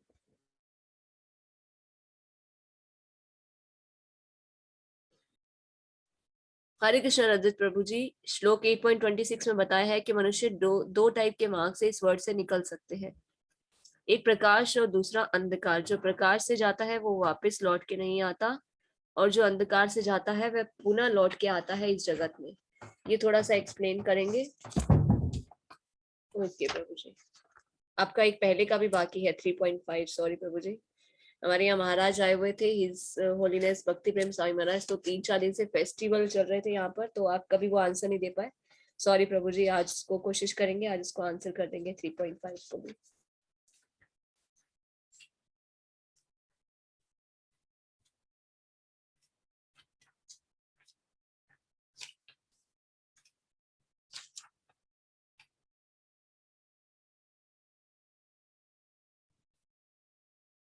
प्रभु जी 8.26, आर यू श्योर 8.26 है? हाँ ठीक है प्रभु जी, सॉरी सॉरी, ठीक है। वैदिक मतानुसार इस संसार से प्रयाण करने के दो मार्ग है, एक प्रकाश का, दूसरा अंधकार का। जब मनुष्य प्रकाश से मार्ग से जाता है तब वापस नहीं आता, किंतु अंधकार के मार्ग से जाने वाला पुनः लौट कर आता है। तो यहाँ पे तात्पर्य में बताया जा रहा है, आचार्य बलदेव विद्याभूषण ने छांदोग्य उपनिषद से ऐसा ही विवरण उदित किया है। जो अनादिकाल से सकाम कर्मी और दार्शनिक चिंतक रहे हैं, वे निरंतर आवागमन करते रहे, वस्तुतः उन्हें परम मोक्ष प्राप्त नहीं होता, क्योंकि वे कृष्ण के शरण में नहीं जाते। देखिए इसको यहाँ पे आगे क्लियर तो नहीं किया गया, पर ठीक है, जितना हमने सुना हुआ है उस हिसाब से बताते हैं। तात्पर्य में पूरा नहीं बताया गया। एक है प्रकाश का, दूसरा है अंधकार का। प्रकाश का मार्ग कौन सा होता है? जब हम भगवान के पास वापस पहुंच जाते हैं, तो भगवत धाम में वापस लौट कर नहीं आते। अंधकार का मार्ग कौन सा होता है? जैसे मुक्ति कहते हैं ना प्रभु जी, मुक्ति भी कई प्रकार की होती है, 5-6 प्रकार की मुक्ति होती है, सायुज्य मुक्ति, सुयोज्य मुक्ति। तो जो वो मुक्ति का मार्ग अपनाते हैं ना, उसे अंधकार कहते हैं। तो वो क्या करते हैं? मुक्त मोक्ष की तो प्राप्ति हो जाती है, पर भगवान को प्राप्त नहीं करते, है ना। या फिर हम ये कह सकते हैं, जो यहाँ से मुक्ति के मार्ग पे आगे बढ़े, लौट के नहीं आते, जो अंधकार से जाते हैं पुनः लौट कर आते हैं इस जगत में। तो ठीक है, इसमें एक चीज और क्या बताया, अंधकार के मार्ग से। तो मान लीजिए हम उच्च लोकों में गए, कर्म हमने, जैसे कि यहाँ पे कर्मों के बारे में ज्यादा चर्चा थी, वो थोड़ा ज्यादा हायर टॉपिक हो जाएगा मुक्ति के बारे में। तो यहाँ पे इससे पहले अगर हम पढ़ेंगे, जो योगी धुएं रात्रि कृष्ण पक्ष में सूर्य के दक्षिणायन में रहने के 6 महीने में होता है, चंद्र लोक को जाता है। तो यहाँ पर जो बताया जा रहा है, ये उच्च लोकों की बात हो रही है। प्रकाश और अंधकार को हम कैसे समझेंगे? जो अंधकार है वो उच्च लोकों में, मान लीजिए हम गए, बहुत अच्छे कर्म किए, देवलोक गए, तो वहां पे जाने के बाद क्या होता है? वहां से लौटकर वापस आना पड़ता है। मान ली इंद्र भी बन गए, ब्रह्मा भी बन गए, पर फिर से क्या होगा? जब उन पुण्य कर्मों के फल क्षीण हो जाएंगे तो वापस इस जगत में लौट के आएंगे। पर प्रकाश का मार्ग क्या होता है? प्रकाश किसे कहते हैं?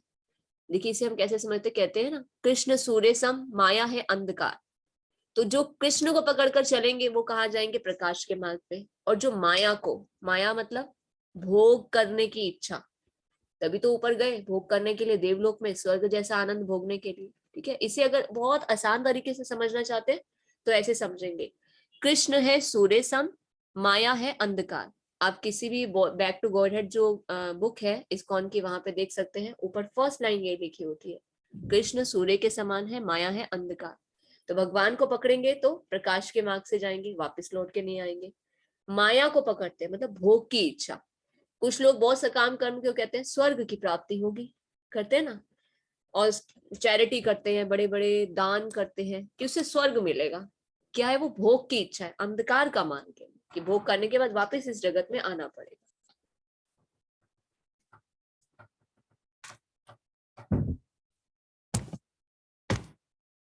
हरे कृष्ण शोभित प्रभु जी, लेफ्ट हैंड से नहीं छूना, देखिए राइट हैंड से करना चाहिए। और कोई त्रुटि हो जाती है तो दोष तो नहीं लगता। नहीं प्रभु जी, हमें ज्यादा उसमें वहम कुछ भी नहीं करना है, ज्यादा नियम कानून नहीं है, आराम से अच्छे से बैठ कर करें और भगवान के शरणागत होकर सभी कार्य करें।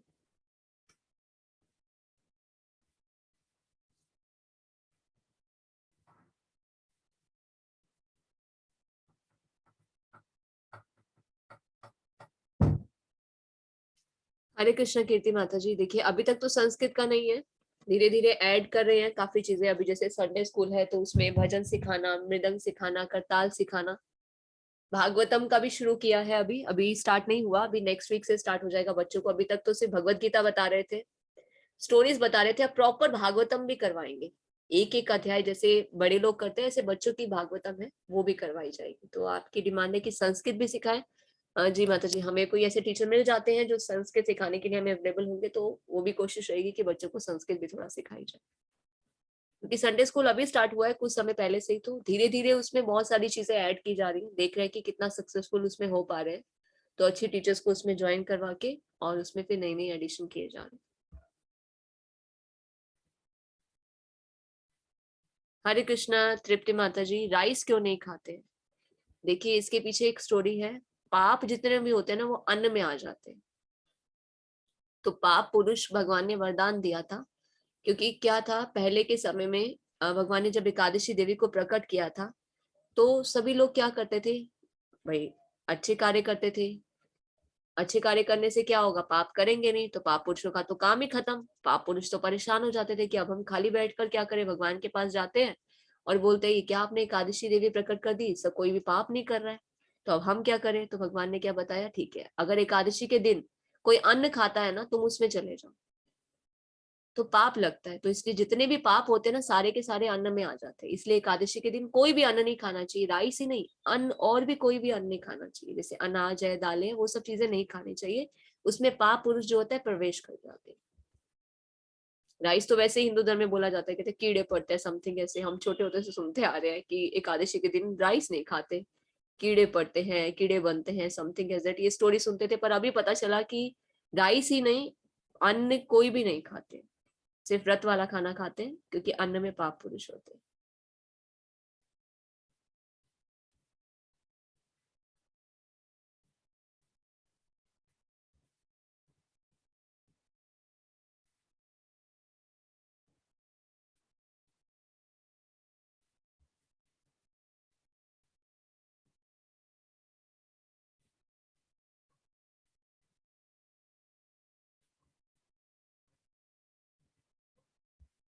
हरे कृष्णा हर्ष प्रभु जी, हरि बोल प्रभु जी। होते हैं ऐसे एक्सपीरियंस ना, ये भगवान अपने दिखाते हैं, विश्वास तभी हमारा बढ़ता है भगवान तक।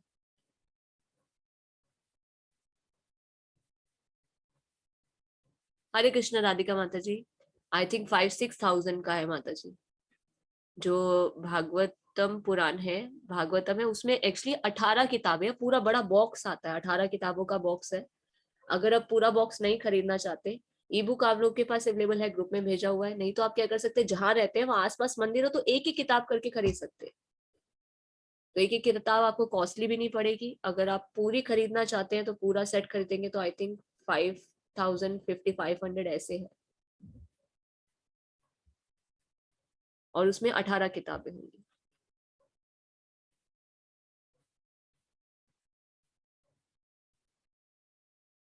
हरे कृष्णा श्री कृष्ण पांडे प्रभु जी, आत्मा और ईश्वर दोनों देखिए, आत्मा क्या है, परमात्मा से अलग हो गई है। हम यहाँ पर क्यों आते हैं, विद्रोह करके आते हैं, क्या हमें आपके साथ नहीं रहना। जैसे बच्चे क्या करते हैं, माता पिता के साथ रहते हैं, छोटे होते हैं माता पिता के साथ रहते हैं, बड़े होते हैं तो क्या करते हैं, माता पिता से विद्रोह करते हैं कि हमें आपके साथ नहीं रहना, हमें अलग रहना। तो माता पिता नहीं चाहते कि बच्चे अलग हो, पर फिर भी बच्चों की जिद के आगे फिर उन्हें क्या करना पड़ता है, उन्हें अलग घर लेकर देते हैं, सारी व्यवस्था करके देते हैं। उसी तरह से भगवान फिर हमारे विद्रोह करने पर सृष्टि का निर्माण करते हैं। ये पृथ्वी की रचना क्यों हुई, सृष्टि की रचना क्यों की, भगवान ने हमारी जैसे विद्रोही आत्माओं के लिए की। जिस तरह से माता पिता को ना चाहते हुए अपने बच्चों को अलग घर लेकर देना पड़ता है।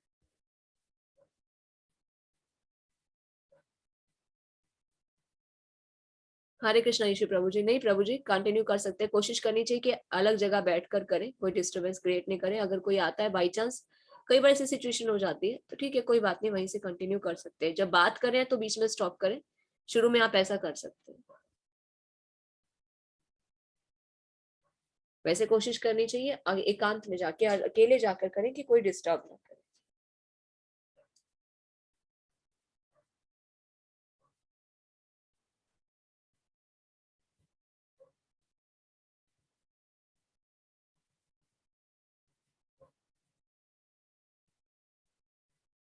हरे कृष्णा गौरव प्रभु जी, जी रासलीला का चैप्टर हमें नहीं पढ़ना चाहिए, क्योंकि बहुत ही हायर चीज है वो। हम लोग कैसे है ना, मूर्ख लोग हैं, हम हर चीज को गलत तरीके से देखते हैं। तो प्रेम और लस्ट, हमें ये चीज भी कंपेयर समझ में नहीं आता, तो हम लस्ट को प्रेम समझते हैं, जबकि प्रेम की परिभाषा ही अलग है। प्रेम किसे कहते हैं, जो भगवान के प्रति होता है, निस्वार्थ और निश्चल भाव से होता है। लस्ट जो होता है, जो कामना की इच्छा से होता है, जिसमें काम की आसक्ति होती है। तो इसलिए हमें वो सब चीजें अभी नहीं पढ़नी चाहिए। जब भागवतम हम पढ़ते हैं तो उसे स्किप करना चाहिए, क्योंकि अभी हमारी इतनी मेंटल स्थिति इतनी मेच्योर नहीं है, ना हम भगवान को जान पाए हैं, ना भगवान की भक्ति से अच्छे अभी से कर पाए हैं, ना ही हम उस प्रेम और सेवा के भाव को भी अच्छे से जान पाए, तो उसे स्किप करना चाहिए।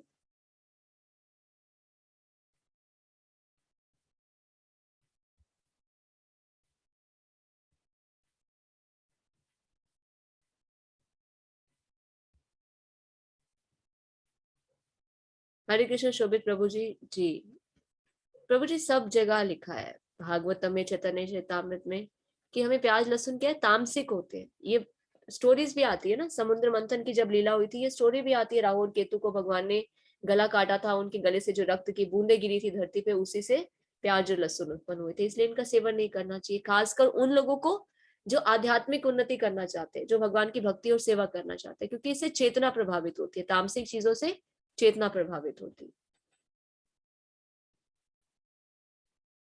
हरे कृष्णा रियाल नार्जो जी, सुबह 8 बजे होती है भागवतम की क्लास, ग्रुप में लिंक डाला हुआ था, ठीक है, फिर से एक बार डाल देंगे। सुबह मॉर्निंग में 8 o'clock डेली होती है भागवतम की क्लास हिंदी में। हरे कृष्णा शोभा माता जी, देखिए वो सोमरस अलग है, वो पेय पदार्थ है, पर हम उसे किसी शराब से कंपेयर करते हैं, वो अलग चीज।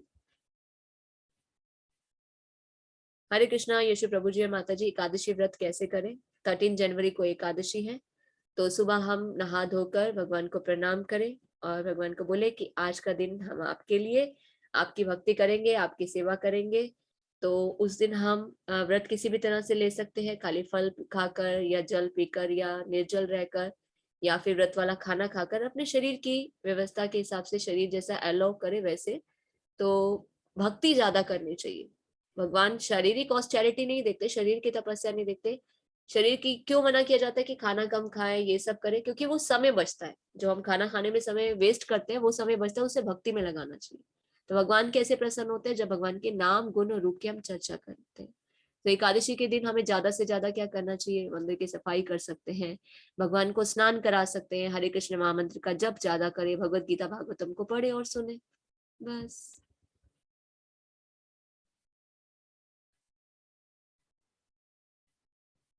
हरे कृष्णा चिराग प्रभु जी, आप अपने आप को अनम्यूट कर सकते हैं।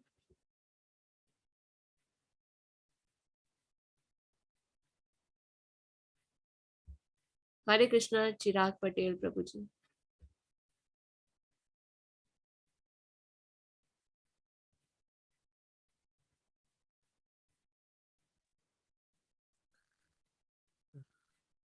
हेलो। हरे कृष्णा प्रभु जी।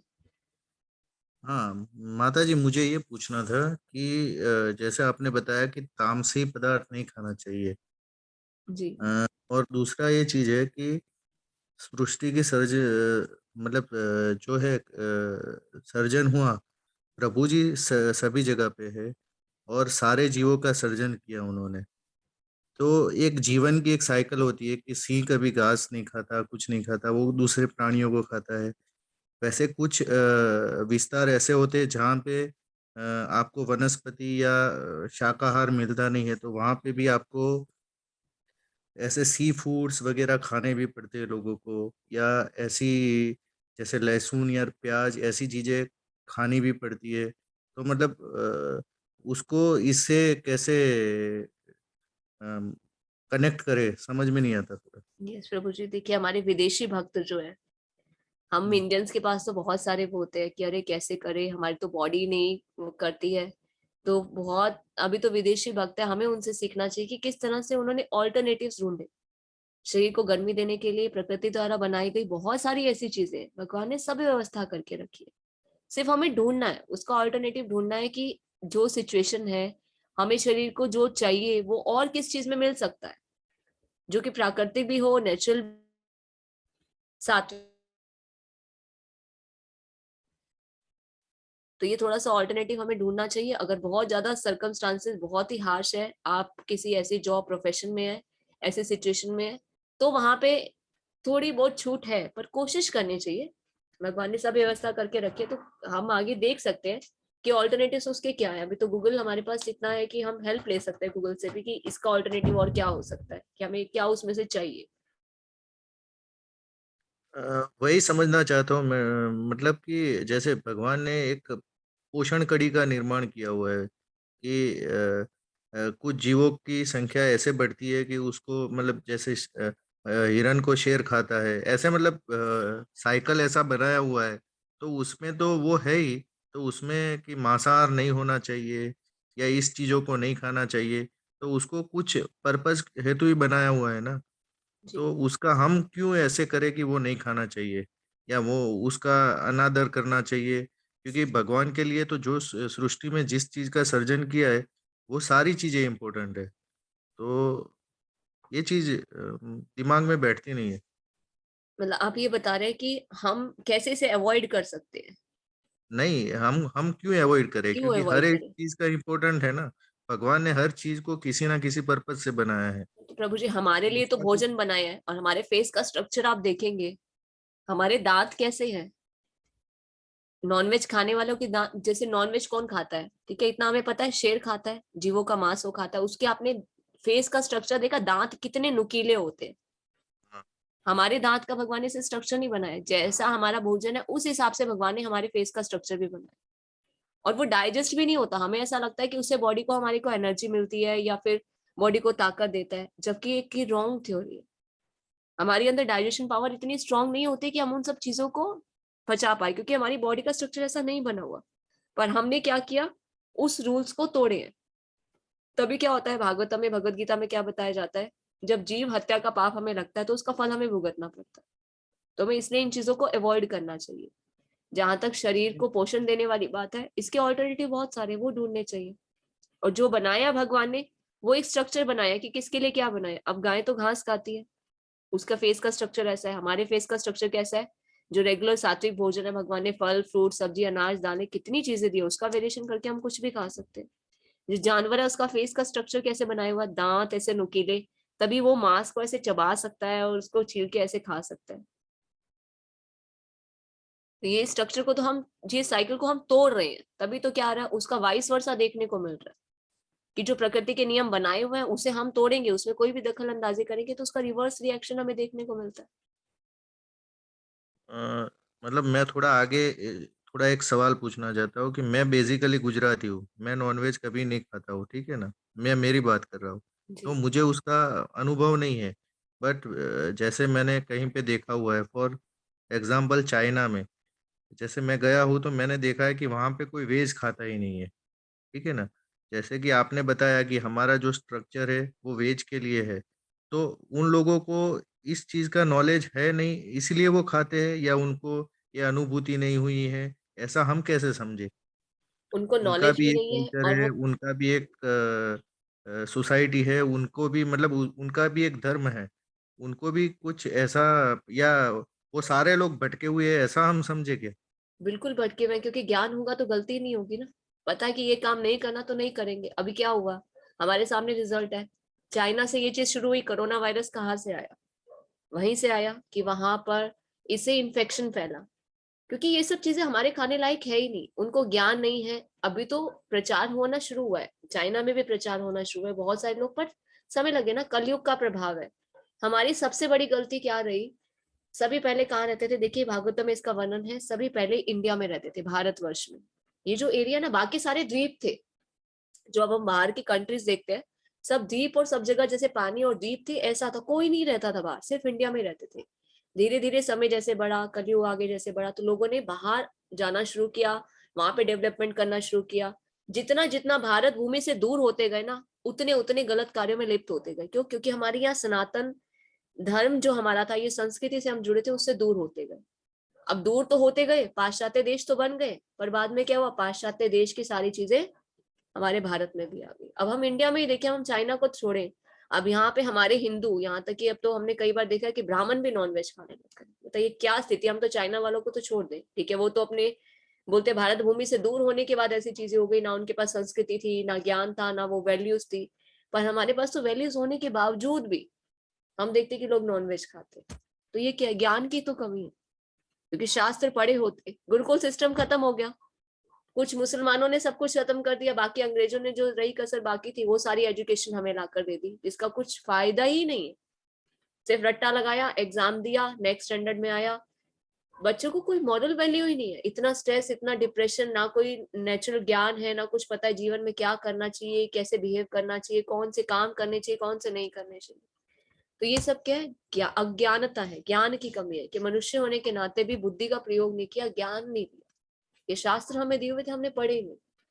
तो इसीलिए फिर से प्रयास किया जा रहा है कि शास्त्रों के द्वारा फिर से बताया जाए कि हमें क्या करना चाहिए, क्या नहीं करना चाहिए। तो शास्त्रों से हमें क्या पता चलता है, what to do, what not to do, क्या करें और क्या नहीं करें। जैसे कि हमने बताया, आपने बोला, सही बोला कि ज्ञान की कमी है, अज्ञानता है। नहीं, मैं थोड़ा अभी एक चीज समझना चाहता हूँ कि जैसे आपने जैसे बताया कि सनातन धर्म या हिंदू धर्म का उत्थान गंगा, जमुना, सरस्वती या सिंधु नदी के आसपास में हुआ। और यहाँ पे क्या था, ये भूभाग ही ऐसा है कि जहाँ पे अनाज पैदा होता है लोगों को, मतलब खाने के लिए या खेती के लिए अच्छी चीजें हैं, वहाँ लोग ये चीज खा के रह सकते हैं। बट आज की तारीख में देखें तो 700 करोड़ पॉपुलेशन है वर्ल्ड का। अभी 700 करोड़ लोग सिर्फ वेज ही खाएंगे, कुछ भी करेंगे तो मतलब ये पृथ्वी सरवाइव ही नहीं कर पाएगी अल्टीमेटली। भागवतम में तो तो जी जी, आप कंटिन्यू कीजिए जी प्रभु जी। नहीं, तो मतलब उतना अनाज कैसे पैदा होगा, क्या होगा? मतलब आज की तारीख में देखें तो शायद वेजिटेरियन से ज्यादा नॉन वेजिटेरियन हो गए पूरे वर्ल्ड में। ये कहना तो कि अनाज की कमी होगी, किसी व्यवस्था की कमी होगी, बिल्कुल गलत है। भागवतम में भगवान स्वयं बताते हैं कि जो जनसंख्या है, हम बोलते हैं ना जनसंख्या वृद्धि हो रही है, अनाज कम हो जाएगा, ये सब चीजें कम हो जाएंगी, खाने को नहीं मिलेगा, बिल्कुल गलत है। भगवान जब किसी भी जीव को इस धरती पर भेजते हैं तो उसकी खाने की व्यवस्था करके भेजते हैं। ये हम गलत कार्य आगे करते हैं। अब एक ही देखिए ना, कोई बच्चा पैदा होता है, माता के स्तन में दूध कैसे आ जाता है? कौन देता है? भगवान स्वयं देते हैं ना, उसका इंतजाम करके देते हैं। भूखा कोई भी नहीं सो सकता, पूरी व्यवस्था भगवान ने करके रखी है, पर सारी गलतियां सिर्फ हमारी। ये हमारी सोच, ये हमारी अज्ञानता।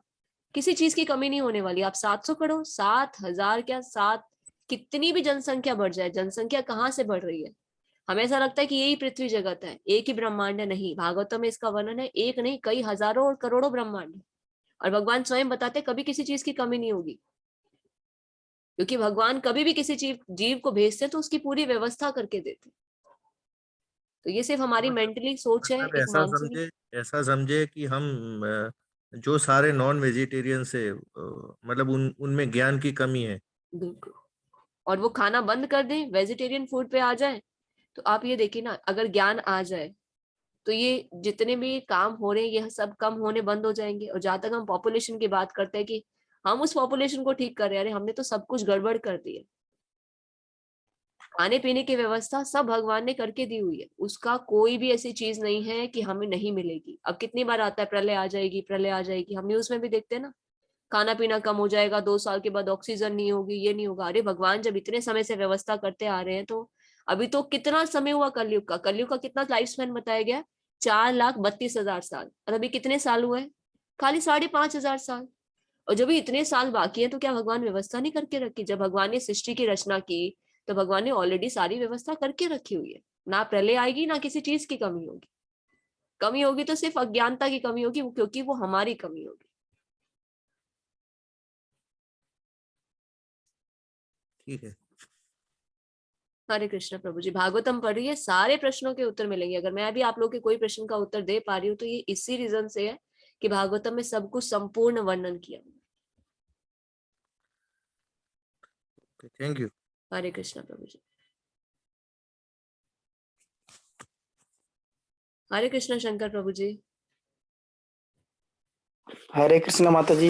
हरे कृष्ण प्रभु जी। आज आपकी डॉटर नहीं है? डॉटर वो सुनते सुनते सो गई आज जल्दी। मानवी है। हाँ मानवी 9 years ओल्ड है मैम वो।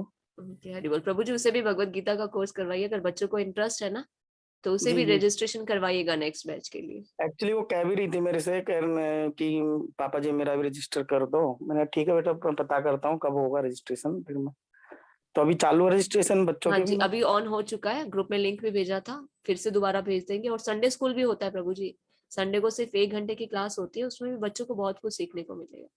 ठीक है माता जी मैं ज्वाइन करवाता हूँ उनको। जी हाँ जी प्रभु जी। हरे कृष्ण। माता जी मेरा एक क्वेश्चन था जैसे कि आज एक स्टोरी आई अजामिल ब्राह्मण जो थे। हाँ जी। एक्चुअली जैसे कि उन्होंने अच्छे कर्म भी किए थे बाद में वो बुरी संगत में भी आए बुरे कर्म भी किए। आफ्टर दैट जैसे कि उन्होंने श्री नारायण प्रभु जी का नाम किया और उनको उनके देवदूत वगैरह लेने आए। तो जैसे कि उन्होंने बुरे कर्म करते हुए उनको जैसे भगवान की प्राप्ति हुई।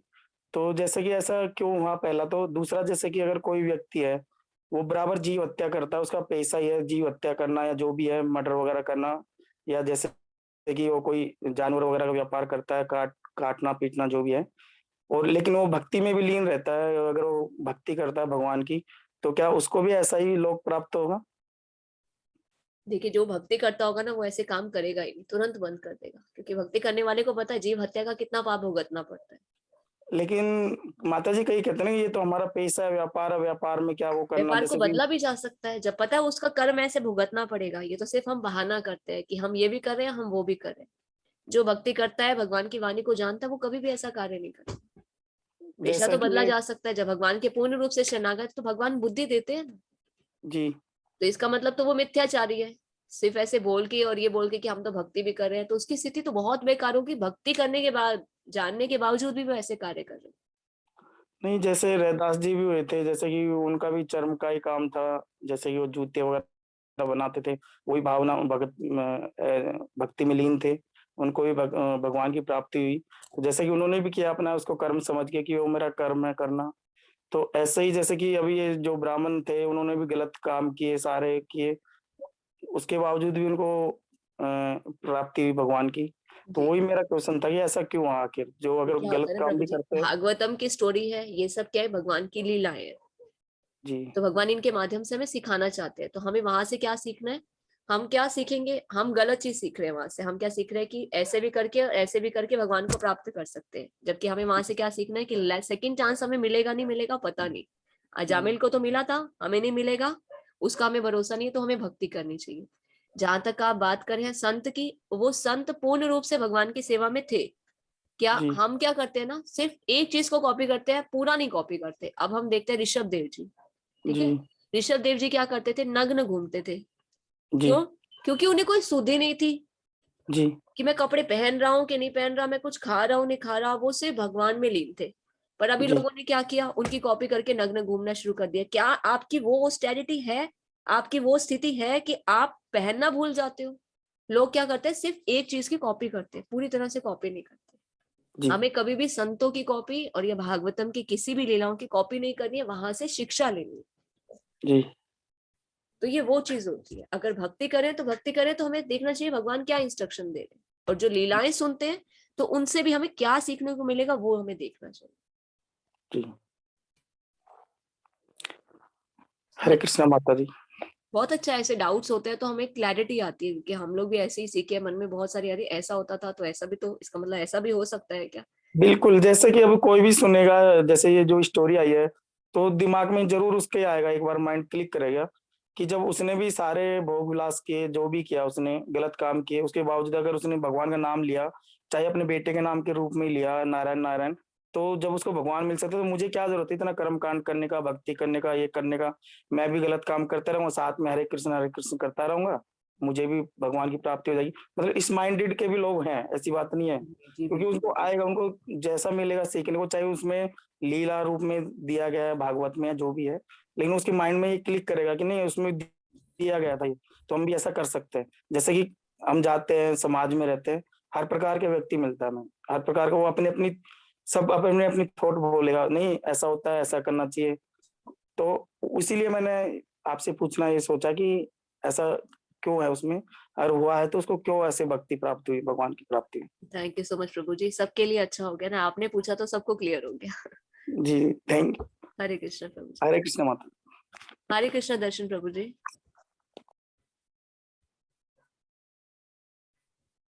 हेलो। हरे कृष्ण प्रभु जी। हरे कृष्ण माता जी। जी प्रभु जी। माता जी, मैंने एक दो बार आपसे एक सवाल किया, लेकिन उसका मुझे बहुत अच्छे से क्लैरिटी नहीं मिल पा रहा है। जी मेरा पूछना ये था कि भगवान ने सृष्टि रचाई और यहाँ पे हम लोगों को भेजा। इसका कारण आपने मुझे बताया कि हमने भगवान से विरोध किया कि हमें आपके साथ नहीं रहना है, तो उन्होंने सृष्टि रचा के फिर हमें यहाँ भेज दिया। मैं ये जानना चाहता हूँ, पहले तो ये जानना चाह रहा था कि हमें यहाँ क्यों भेजा, हमें इंसान क्यों बनाया? तो वो पता चल गया कि सृष्टि रचाई, हमने उनसे विरोध किया। लेकिन जब हम उनके पास थे, तब हम कहाँ से आए थे और हम कौन थे विरोध करने से पहले? हम है परमात्मा के अंश हैं। हम सदा सदा से भगवान के साथ ही रहते थे, गोलोक वृंदावन। तो जो विद्रोह कर रहा है वो बाहर आ रहा है, फिर से वापस अगर जाने का प्रयास कर रहा है तो वापस जा पा रहे हैं। ऐसा बताता है कि हम परमात्मा के अंश हैं। परमात्मा के अंश यानी माता जी? भगवान के बच्चे ही हुए ना। अच्छा। अब बहुत ज्यादा देखिए जवाब तो शायद मैं भी नहीं दे पाऊंगी, तो इसके लिए हमें क्या करना पड़ेगा, भक्ति का टिकट लेकर भगवत धाम जाएंगे तो सारी क्लैरिटी हमें वहीं जाकर मिलेगी। ऐसा क्यों किया, हम कहाँ थे, क्या थे, क्योंकि एक लिमिटेशन तक हमारे उसमें शास्त्रों में बताया जाता है ना कि हाँ हम अंश थे, यहाँ आए, हमने विद्रोह किया इसलिए हम यहाँ आए, पर वापस भगवान हमें वापस ले जाने के लिए भी सारे मार्ग हमारे लिए खोल रखे। यहाँ तक कि भगवान हर एक जीव के हृदय में बैठे हुए प्रेरित भी करते हैं कि मेरे पास वापस आ जाओ, व्यवस्था करते हैं, कोई ना कोई अरेंजमेंट ऐसे करते हैं कि तब फिर वापस हम भगवान के पास जा सके। माता जी, एक मेरा सवाल है जो कि शायद सोशली सबको अच्छा नहीं लगेगा, बट मैं पूछना चाहता हूँ। मतलब आत्मसमर्पण बोलते हैं ना? जी जी। हाँ, तो ऐसा मैं बोलना चाहता हूँ कि मैं एक ड्रिंकर हूँ, मैं नॉनवेज भी खाता हूँ, सब कुछ करता हूँ, उसके बावजूद भक्ति में भी मेरा विश्वास है। तो ऐसे में मेरे को क्या करना चाहिए? मेरे को समझ में नहीं आ रहा। मुझे भक्ति की ओर जाना चाहिए क्योंकि बाकी चीजें को मैं अवॉइड नहीं कर पा रहा हूँ, चाह के भी नहीं अवॉइड कर पा रहा हूँ। वो होता है प्रभु जी, विदेशी भक्त, हम तो कुछ भी नहीं है। हम विदेशी भक्तों को देखते हैं ना, हिप्पीज थे, हिप्पीज, LSD, नशा, गांजा, क्या लेवल होता है उस चीज का, कौन से ऐसे गलत कार्य उन्होंने नहीं किए। ये आप एक चीज देखिए, ड्रिंक क्यों करते हैं, नॉनवेज क्यों खाते हैं, आप इतना जो करता है उसको पता है ना, मजा आ रहा है, आनंद मिलता है ना, सुख मिलता है उसमें। क्लियर, ये हाँ चीज जी, एकदम क्लियर है। हाँ जी। सुख मिलता है, पर क्या वो परमानेंट सुख है? आपने एक दिन पी क्या उसको सुख मिला कि आपको दूसरे दिन पीनी नहीं पड़ेगी? नहीं, बिल्कुल नहीं। चाहिए ना, रेगुलर चाहिए ना, इसका मतलब उसमें परमानेंट सुख है नहीं। तो ऐसा सुख तो हिप्पीज जो है ना, फॉरनर्स ले लेकर छोड़ चुके हैं, उन्होंने देख लिया उसमें सुख है ही नहीं।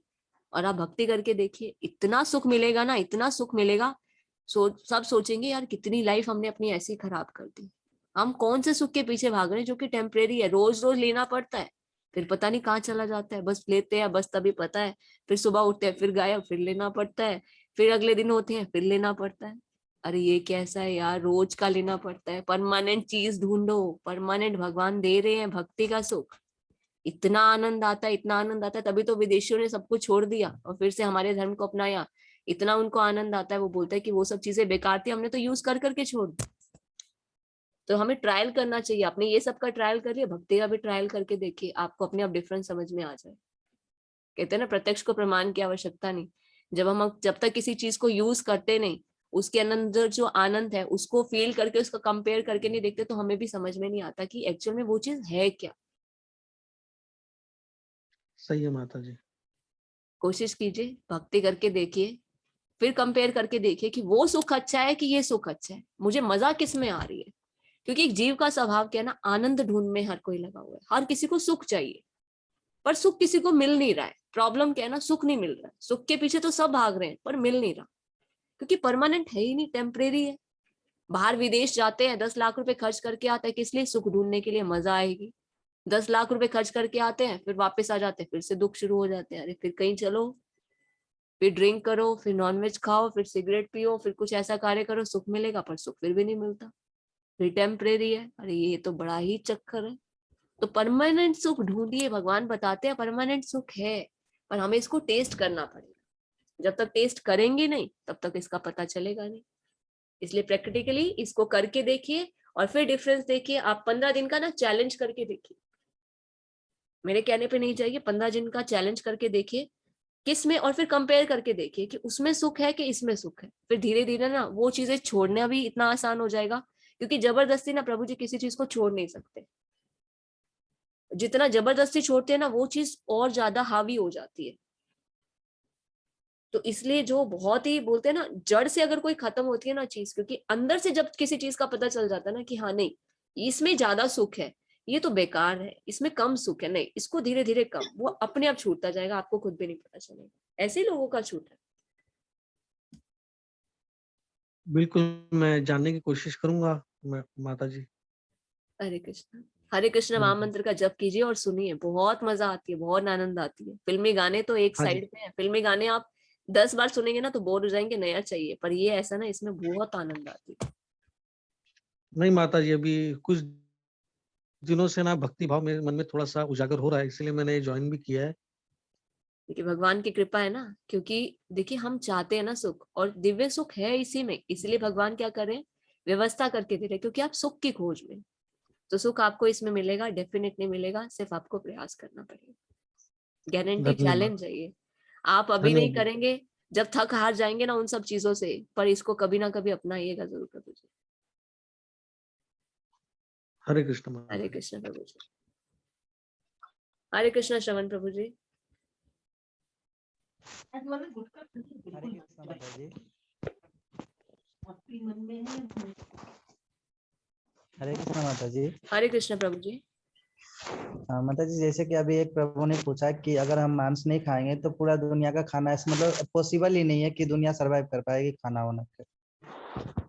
तो मैम ये भी है ना कि हमारे पास लैक ऑफ नॉलेज, जिसके वजह से हम नॉनवेज खाते हैं। अगर अगर हमारे पास नॉलेज होंगे तो हम फार्मिंग करेंगे। जब हमें बिल्कुल सच्चे ज्ञान होंगे तो हम फार्मिंग करेंगे तो फिर कैसे नहीं दुनिया सरवाइव होगा? दुनिया तो इजिली सरवाइव होगा। कहते हैं ना, आप अभी कई किसान तो बहुत बहुत ज्यादा पैसे वाले, क्यों? क्योंकि उन्होंने अपना पेशा उसी में बना के रखा, जमीनें थी। एक्चुअल में क्या है ना, लोग क्या कर रहे हैं ना, जो है ना उससे छोड़कर दूसरों को देख के उस चीज में भाग रहे हैं। सही बात कही आपने, लैक ऑफ नॉलेज है ये। लैक ऑफ नॉलेज की वजह से ही ये सब चीजें हो रही है। जी माता जी, यही चीज मैं कहना चाह रहा था कि मतलब ये तो नॉलेज की कमी की वजह से, ये तो बिल्कुल गलत है कि दुनिया सरवाइव नहीं कर पाए। दुनिया सरवाइव कैसे नहीं करेगा? दुनिया में बहुत सारे जमीन ऐसे हैं जो बंजर पड़े हुए हैं। वो तो हमारे नॉलेज की वजह से है कि हम उसको छोड़ के इधर नॉनवेज जीवों को मार के खाते हैं।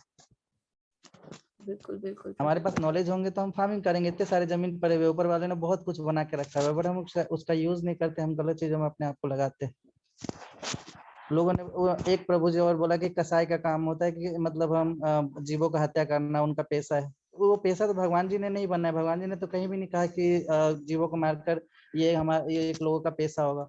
ये तो हमने बनाया। ये वही वाली बात हो गई ना कि क्रिकेट मैच में 3 विकेट होता है, तो 3 विकेट में हमने क्या किया, जबरदस्ती की 4 विकेट होगा। ये तो मैंने खुद रूल बना दिया और उसको कहते कि हमारा पेशा हो गया। ये तो गलत बात है। बिल्कुल वही बात होगी ना, फिर से वही तो आता गई, ज्ञान की कमी। ज्ञान, शास्त्र हाँ नहीं पढ़ेंगे तो पता ही यही नहीं ना चीज है। क्या करना है क्या नहीं करना, फिर मन से जी तो कुछ भी माता करते रहो। जी। एक्चुअल में प्रॉब्लम क्या हुई ना प्रभु जी, सारी कमियां हमारी। हमने शास्त्र पढ़े ही नहीं, कोशिश भी नहीं की। इतने जी स्कूल जी गए, कॉलेज गए, इतनी किताबें पढ़ी, उसका यूजलेस किताबें। ठीक है, कुछ यूज हुआ, पर ये पढ़ना चाहिए था। बैलेंस होना चाहिए ना लाइफ में, आध्यात्मिक शिक्षा भौतिक शिक्षा दोनों ही जरूरी है, क्योंकि समाज में सरवाइव करना भौतिक शिक्षा भी चाहिए, जीवन में आगे बढ़ना है, जीवन को किस तरह से चलाना है उसके लिए आध्यात्मिक शिक्षा भी चाहिए, तो दोनों जरूरी है। जरूर माता जी। हरे कृष्णा माता जी। हरे कृष्ण प्रभु जी। थैंक यू प्रभु जी। हरे कृष्णा पुष्पलता दास प्रभु जी। हरे कृष्ण माता जी। हरे कृष्णा। मैम माता जी, मेरा नाम चित्रांजना है। हरे कृष्णा चित्रांजना। मैम मेरा एक डाउट है। प्रभु कृष्ण जी की तो 8 पत्नियां थे, तो वो राधा रानी को क्यों प्रेम किए? देखिए ये ना थोड़ा हायर टॉपिक है, भगवान तो सबसे प्रेम करते हैं ना। ये प्रेम हम उसको कैसे समझते हैं ना, ये पत्नी थी, वो राधा रानी से भी तो विवाह किया था, ऐसा नहीं है प्रेम। ये एक अलग टॉपिक है बच्चा, अभी आप छोटे हो ना, तो उनसे भी भगवान ने राधा रानी से भी विवाह किया था, तो भगवान तो सबसे प्रेम करते हैं। भगवान की 8 ही नहीं, भगवान की 16,108 रानियां थी। और वो रानियां कौन थी? जो राक्षस थे ना, राक्षस ने उन सबकी राजाओं की जो पुत्री थी, राजकुमारियां थी, उनको किडनैप कर लिया था, और उनसे कोई शादी नहीं करना चाहता था। तो वो बोली हम तो आत्महत्या कर लेंगी, हमसे तो कोई विवाह नहीं करेगा। तो फिर क्या किया, उन भगवान ने उनको अपनी शरण दी। तो भगवान क्या करते हैं, जिसका कोई भी नहीं होता उसके भगवान होते हैं, है ना। तो भगवान सबसे प्रेम करते हैं, तो भगवान क्या करते हैं, फिर अपना एक्सपेंशन करते हैं। Okay. Okay ma'am. Hare Krishna. Hare Krishna.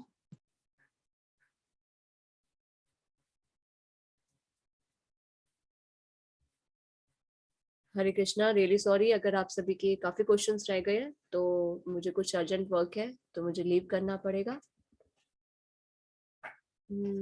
हरे कृष्ण। नीतू माता जी कैसे को पैसे डोनेट करते हैं, आगे भगवान बताएंगे कि हमें कैसा दान करना चाहिए। हमें दान देख कर करना चाहिए, अगर वो भगवान की सेवा में लग रहा है तो वो सात्विक दान है। अगर कोई दान दिखावे के लिए किया जा रहा है वो राजसिक दान होता है। और जो दान हम किसी ऐसे व्यक्ति को देते हैं जिससे वो गलत कार्य करता है तो वो तामसिक दान होता है, तो उसका फल हमें भी भुगतना पड़ता है। तो इसे दान देने से पहले हमें सोचना चाहिए, देखना चाहिए कि उसका सही यूज क्या होगा। तो सही दान क्या होता है, भगवान आगे भगवत गीता में बताएंगे कि जो भगवान की सेवा में लगता है वही सही दान होता है। हरे कृष्णा। अनु माता जी ग्रुप में भेज रहे हैं ना हम रिकॉर्डेड क्लासेस का लिंक।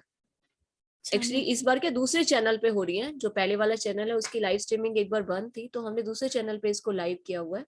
तो रिकॉर्डेड सेशन हम ग्रुप में डाल रहे हैं, तो आप जिस भी ग्रुप में है उसमें आप चेक कीजिए। अगर आपके पास नहीं आ पा रहा है तो आप एक बार मुझे व्हाट्सएप कर दीजिएगा। अगर कोई किसी को भी ज्वाइन करवाना चाहता है तो प्लीज व्हाट्सएप पे, तो आपको ग्रुप का लिंक दे देंगे, तो आप उनको लिंक शेयर कर देंगे तो वहां से ज्वाइन हो सकते हैं। रियली सॉरी, आपके काफी क्वेश्चंस रह गए हैं, तो बाकी से हम क्वेश्चंस को कर लेंगे। सॉरी डॉक्टर मुकेश प्रभु जी, कोमल माता जी, आई हैव टू लीव, मुझे जाना पड़ेगा क्योंकि कुछ अर्जेंट वर्क है। तो प्लीज आप कल अपने क्वेश्चंस रखिएगा, तो कल हम पहले आप दोनों के क्वेश्चंस ले लेंगे और जिनके भी रह गए हैं वो अपने क्वेश्चंस कल भी पूछ सकते हैं या फिर व्हाट्सएप भी कर सकते हैं। वांछा कल्पतरुभ्यश्च कृपा सिन्धुभ्येव च पतितानां पावनेभ्यो वैष्णवेभ्यो नमो नमः। Always remember Krishna, never forget Krishna, chant Hare Krishna and be happy. Hare Krishna everyone. आप सभी का बहुत बहुत धन्यवाद। तो हम कल मिलेंगे 9वें अध्याय के साथ। हरे कृष्णा।